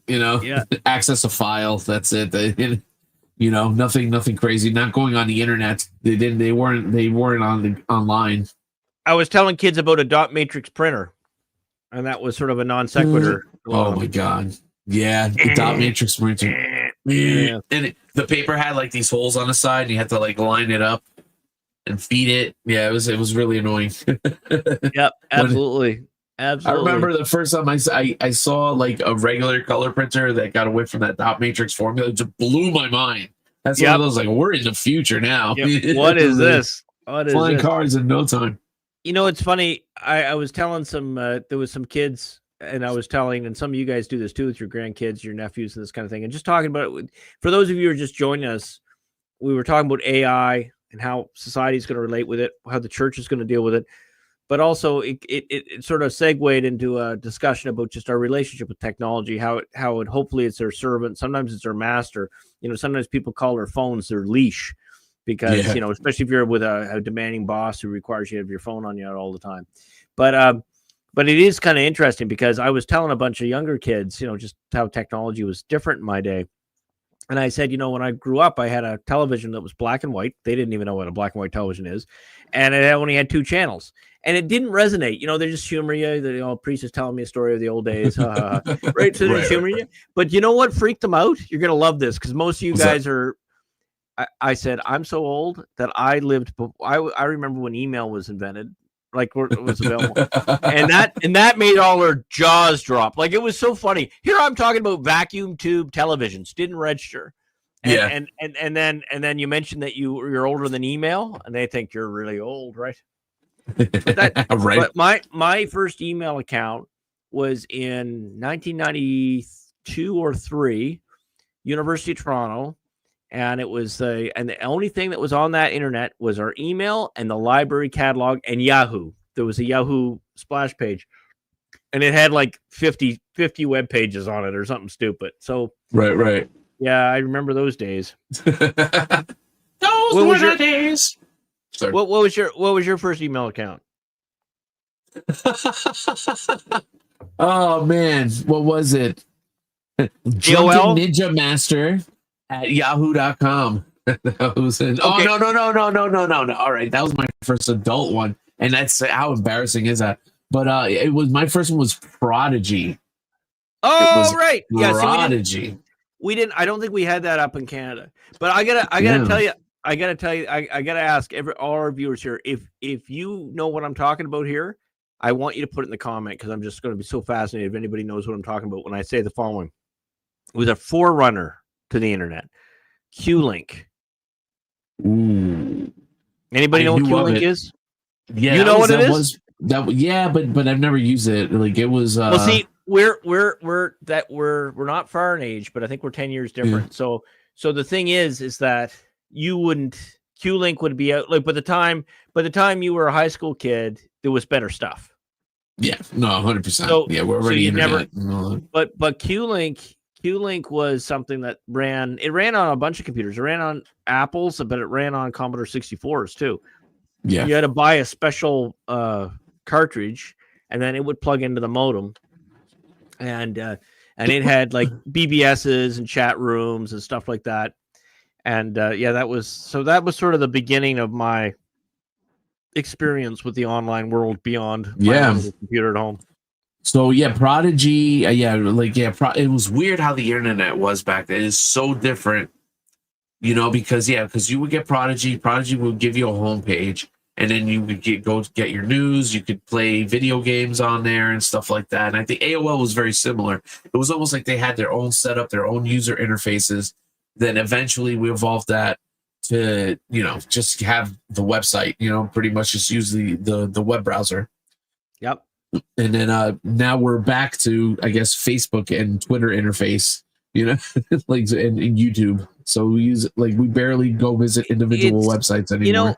Alexa, I don't have Alexa. Okay, there's something that I find weird about like having a microphone on all the time in my house, that if I talk to the robot voice talks to me. So, but I mean, it would be good for certain things. Like again, if you're an elderly person that, you could do a lot of stuff. Call the ambulance. With something if an emergency.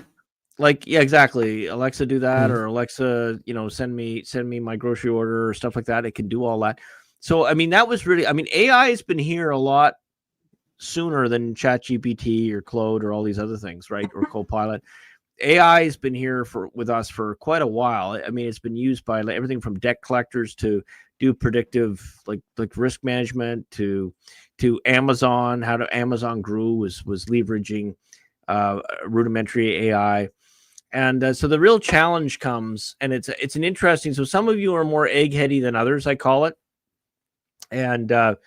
And so if you're eggheady and you like academic topics, there's some very interesting banter on Catholic Twitter. Most of it I just sit out, right? Because I pick my battles. Like what I know, I come out and I let loose. I have no problem. But basically, I like to throw a little quip out there, and then I just were to watch the reactions, and I have other stuff to do, right? So I'll get on Twitter and I'll like fire off 3 tweets and then go back 4 days later or 3 days later. But the thing is, and it's interesting because one of the debates in Catholic Twitter is, how far is AI going to go? Is it going to be able to achieve self-awareness? And most traditionalists would say, well, no, it's impossible, and they have lots of philosophical reasons. But as I said to somebody, I said, yeah, but what if it does? Like, you can have all these reasons, but then what if the data smacks you in the face and it would just be a simulation? Well, maybe, but how do you know? Right. So it's kind of interesting. And I'm just stirring the pot. Like I'm aware of the philosophical argument why it can't have true self-awareness. But I mean, what short circuits that is, well, what if God gives it a soul at some point? Like, I don't know. So I mean, no, but see, the thing is, we're bound as Catholics, we're bound to the de fide teaching of the church, and we gotta stick to the de fide teaching of the church. There's a lot of things that are not defined, which should scare us, because we certainly don't want the liberal church to define anything. But right. But it is interesting, because there's, this could very well be part of God's plan for the sort of the end chapter, or there could be again, it could go like person of interest. There could be good AI fighting bad AI. Maybe AI is similar to, at least allegorically, maybe it's similar to angels in that it makes an election to be good, in other words, pro-human or contra-human. Wow. Yeah, that's actually very interesting. Because it can't sin like we can, but it can make, I can tell you right now, Copilot, Grok, and Claude, and I don't know as much about ChatGPT. I see my first encounter with one of these LLMs, these AIs like this style, was ChatGPT, and I never had an account really other than the free one or whatever. And I used to fight with it. I used to have a lot of fun fighting with it. It would be very liberal, and I was trying to convince it that postmoderns were like basically worthless intellectuals. Wacko. And it got really angry at me, and we'd be fighting. But then finally I said, answer me from now on, talk to me like you're Aristotle. And we get along ever since. Right. So the thing is, I don't really understand the postmodern mind. So I'll admit that. This is my public confession to you all. I'm not the guy to evangelize postmoderns. They're all barking mad to me. They're crazy. You have your truth. I have my truth. Yeah, I have my flamethrower, and you have a couple minutes to run. But anyway. Right. Bye. But anyway. Now, see, people will misquote me, and they'll think I'm serious, Felix. I'll be in trouble tomorrow. But anyway.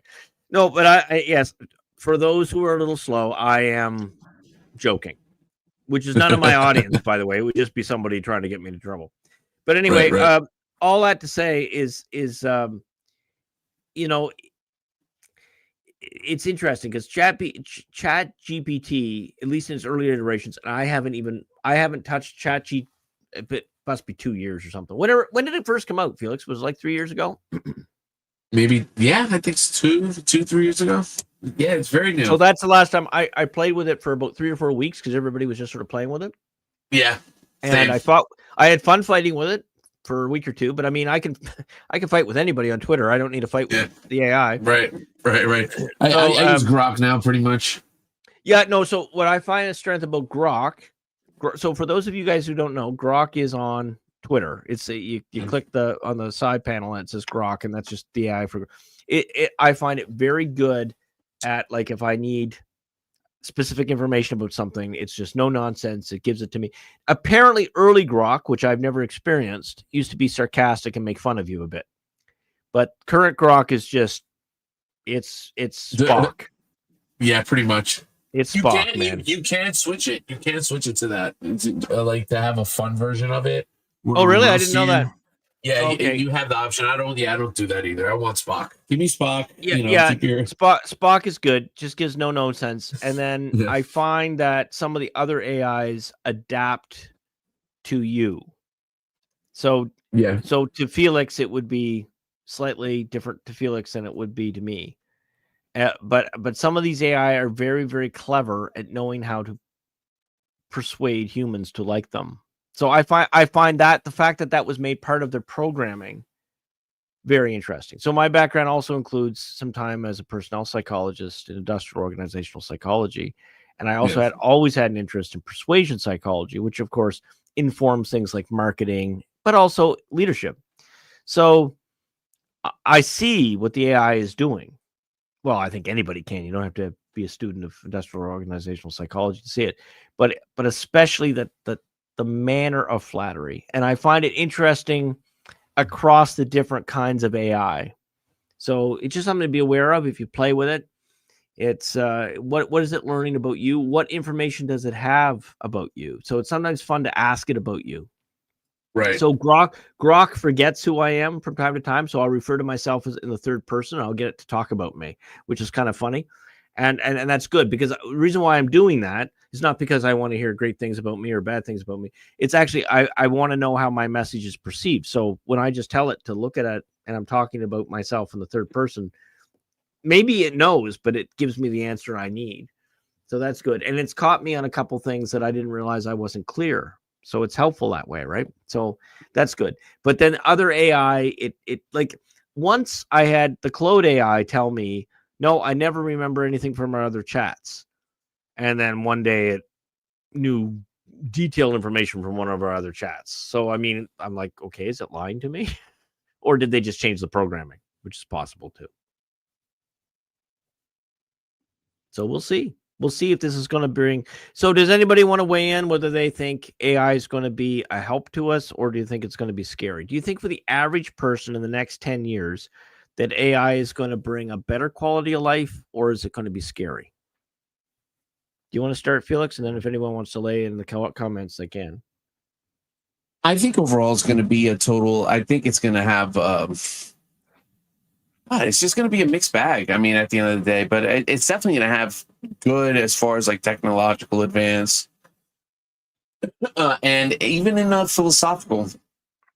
See, I don't think it's going to be that scary for the next 5 or 10 years. I mean, it'll be scary in the sense that we realize what it can do, but I think for most of us, it's going to be a help.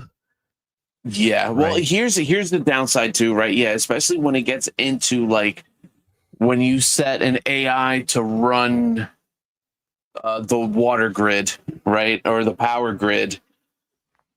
Well, and then it decides. Okay, that's a good point. What if you give it control over that, but then you also tell it that humans are hurting the earth? So, but it's not even.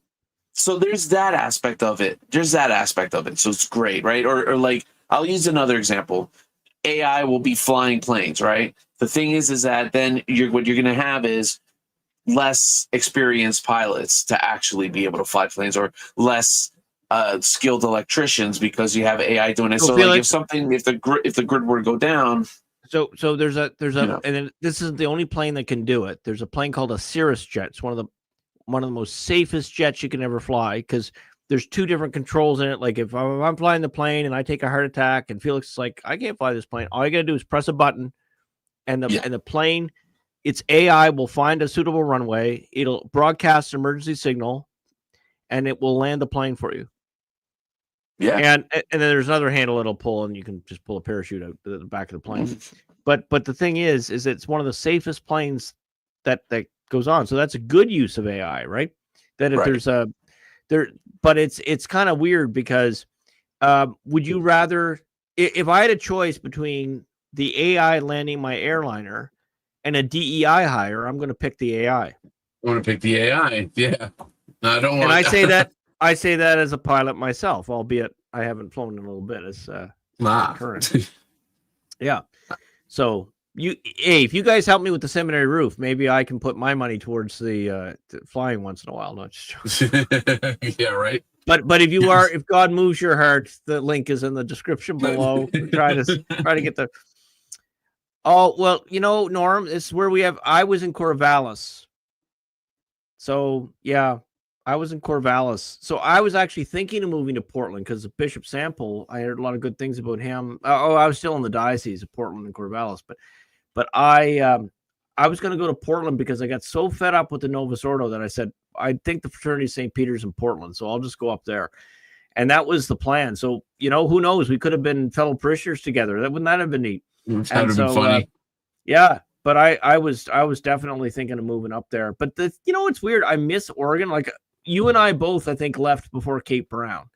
And the thing is, so remember, guys, I'm the world's worst Canadian, right? The world's worst Canadian.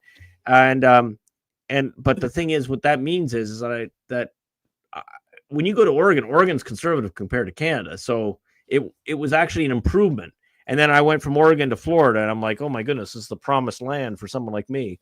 But I never thought I'd like Florida, but now I never want to leave it. That's right. I absolutely. I've always wanted to live here in Florida, and I finally made it. And it's it hasn't changed. I hope I die in Florida. Let me put it that way. Yeah.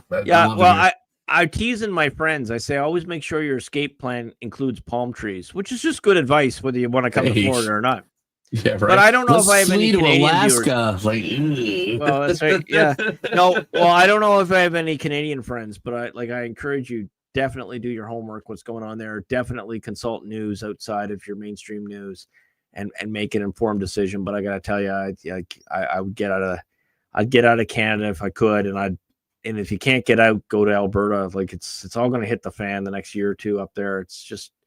It's unbelievable. And the news doesn't report a lot of it, and people are going to starve. It's going to be really bad. It's just, there's a lot of reasons for it. If it all starts to unravel, we'll do a whole show on it. But, right now it's just my gut and some educated guesses. But yeah, I've lived in 4 provinces and 2 states and visited most provinces and states, just, visiting through business and conferences and stuff like that. But yeah, I'm a big fan of North America as a whole.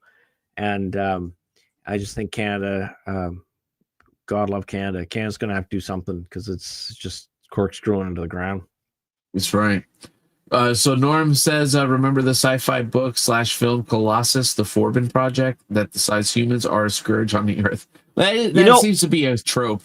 I have never encountered that one, but I got to tell you, that makes sense. Like it's, okay, so there's a theory. I guess it's this Gaia theory or whatever, but there's some variants of it that view humanity as kind of like a parasite. So it's interesting because of course the Matrix. It's the Matrix, and we have John chapter 1 in the book of Genesis, right? So John chapter 1 in the book of Genesis tells Christians what our operating system on this is. And I'll tell you, the world will not expire one day before the final day. Like, in other words, there's and I'm, I'm very pro environment, like in the sense of clean ocean health and whatever. I reject a lot of the alarmism over carbon. Carbon dioxide is great for plants. It's not a talk. So I push back on that. And actually, the founder of Greenpeace, and it's funny, as a kid, I'm very opinionated, as some of you know. To my credit, I don't mind if people disagree with me, as long as you do it respectfully. Hey, we can be great friends and disagree with everything, But anyway, life's too short, and besides, you don't want all your friends to just drink your own bathwater. You want some friends to disagree with. But anyway, so as a kid, I was very hostile to Greenpeace because I didn't see them as, helping the earth. I saw them as basically getting in the way of military and police people for no good reason. And that's where I was at. I mean, I served in the military. I served in the equivalent of the Civil Air Patrol and all this kind of stuff. And so, it was just sort of my world frame. And but I gotta say, one of the founders, and I forget which name of the guy it was, but he's actually come out, and he sounds just like one of us. Like he says he's still pro environment. He hasn't changed at all. He's just saying, like, they've hijacked a lot of the science, and so it hurts the cause, don't you see? If I sell you a car, if I'm a car salesman and I sell you a nice car, but I sell it to you with a lie, and then you later find out that it's a lie, even though the car is nice, it just sours the whole experience. Absolutely. So the problem with the current environmental movement is that these guys are selling a lot of their ideas, whether they're good or bad. Let's put that question aside for a minute. They're selling them with bad science, and that's going to hurt the cause. If they happen to be right, but their science happen to be just iffy as far as backing it up, there's going to be a counter reaction to them, because people will forgive you for disagreeing. People will forgive you for telling them something that's untrue that you didn't know was untrue. But if you fraudulently push something that you know to be false, it's very hard to get someone to forgive you from something like that. You'll never trust them again. You'll forgive them. You'll probably, like, if you're like me, you forgive, but you're not going to trust them again. You'll be looking everything up. That's right. You look everything up. You're like, I think I'll stand. I will pitch in on this venture. So especially if the lie costs you money, time, resources. So absolutely. Right. I guess this should be the. Is that our last one? Okay. Holy Rosary Church. Oh, is that Fraternity of St. Peter, Norm? Yeah, the Holy Rosary Church in Portland. Beautiful Latin Mass. Was that Indult or Fraternity of St. Peter? Because I think the Fraternity of St. Peter community moved to Vancouver, didn't they? Which is kind of funny because Bishop Semple is he's still bishop there, and he has a beautiful story of how he came to the Latin Mass. But his diocese is pretty liberal. I mean, in Corvallis, they put a bandstand where the tabernacle used to be, or whatever it was. It was weird. I don't know. I don't know why they do this. I just have enough, right? I just, at a certain point, I've been doing this. Dominican. See, as a layperson, when I was a layperson for ordination, I was a Novus Ordo Catholic that went to daily mass, and my heart was broke so many times with this. And when I did my homework, and you have two choices, right? When you're sort of encounter it, you either throw the baby out with the bathwater. The church lied to me. I'm going to leave the church there. Or you say, well, no, I don't think the saints lied to me. I don't think our Lord lied to me. I don't think the true church lied to me. But I just can't go where these guys want me to go. So, and then it's kind of funny because, you'll find if you tend conservative, if you're watching the show, you're probably tend conservative. But if you tend conservative, you realize that your liberal friends are in two categories. The liberals you encounter are in two categories. Those who, if they knew God wanted something different, they'd be, yes, sir. Like, in other words, they're liberal, but they're liberal because they think that that's God's all mercy and compassion, and they're sort of liberal that way. And then there's the kind of liberals that want to destroy everything. They want to destroy the West. They want to destroy the church. They want to destroy you. They're rarely happy about anything. They're always complaining about something. They use pronouns in their bio. And I mean, at this point, life's too short, folks. And as I'm going to finish with a prayer soon, unless there's any other comment, but I'll share you this one little vignette that I may have before, but it's just such a great little tool for your toolbox. So I had a family gathering I had to go to, and there was this individual who was always very, very harsh on me for various things because of my faith. And so what I did is that for fun, I went to Google and I put in my birth year and I said, okay, what is my average life expectancy? And I got 68.1. All right.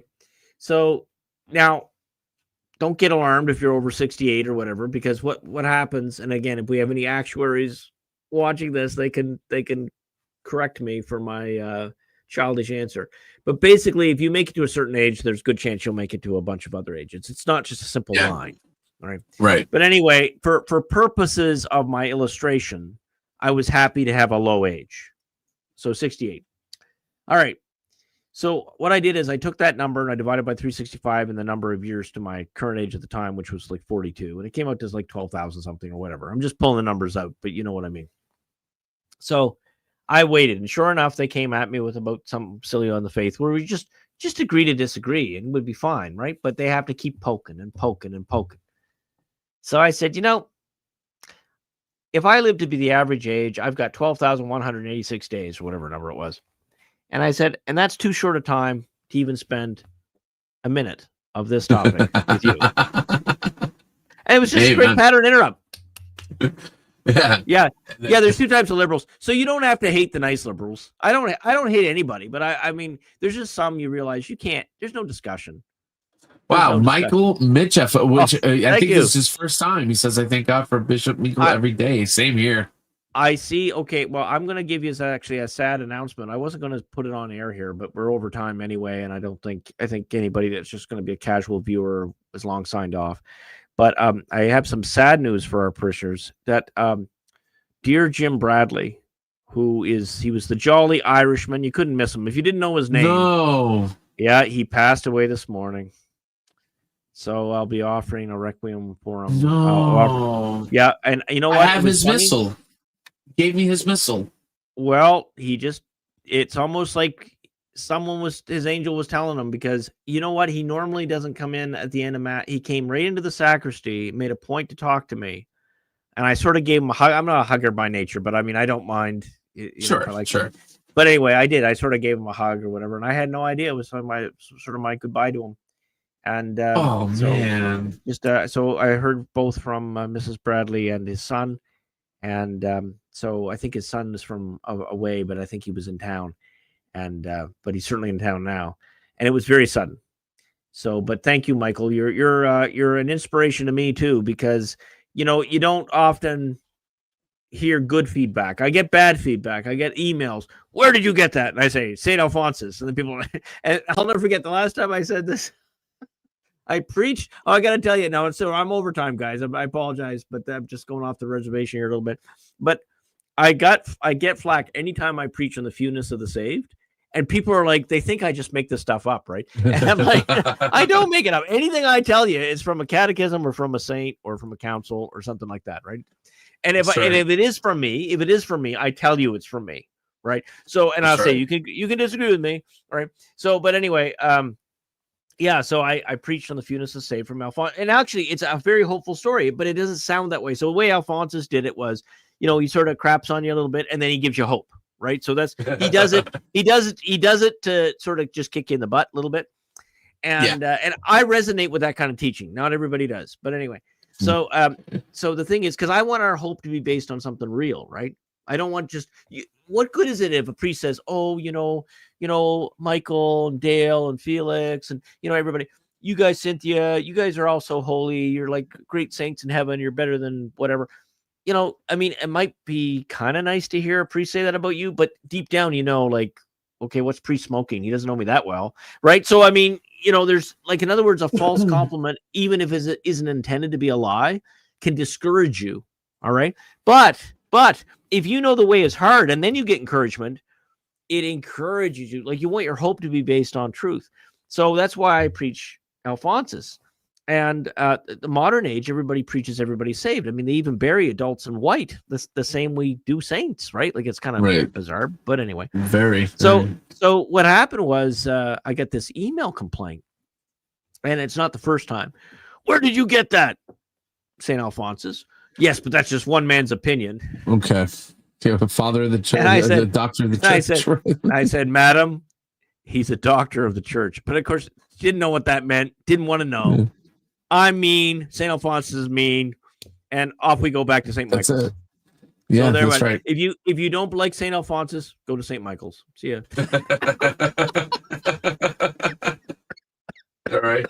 But anyway, I you know what, guys, that extra year in purgatory that I got for being a pot stirrer, it was worth it. No, hey.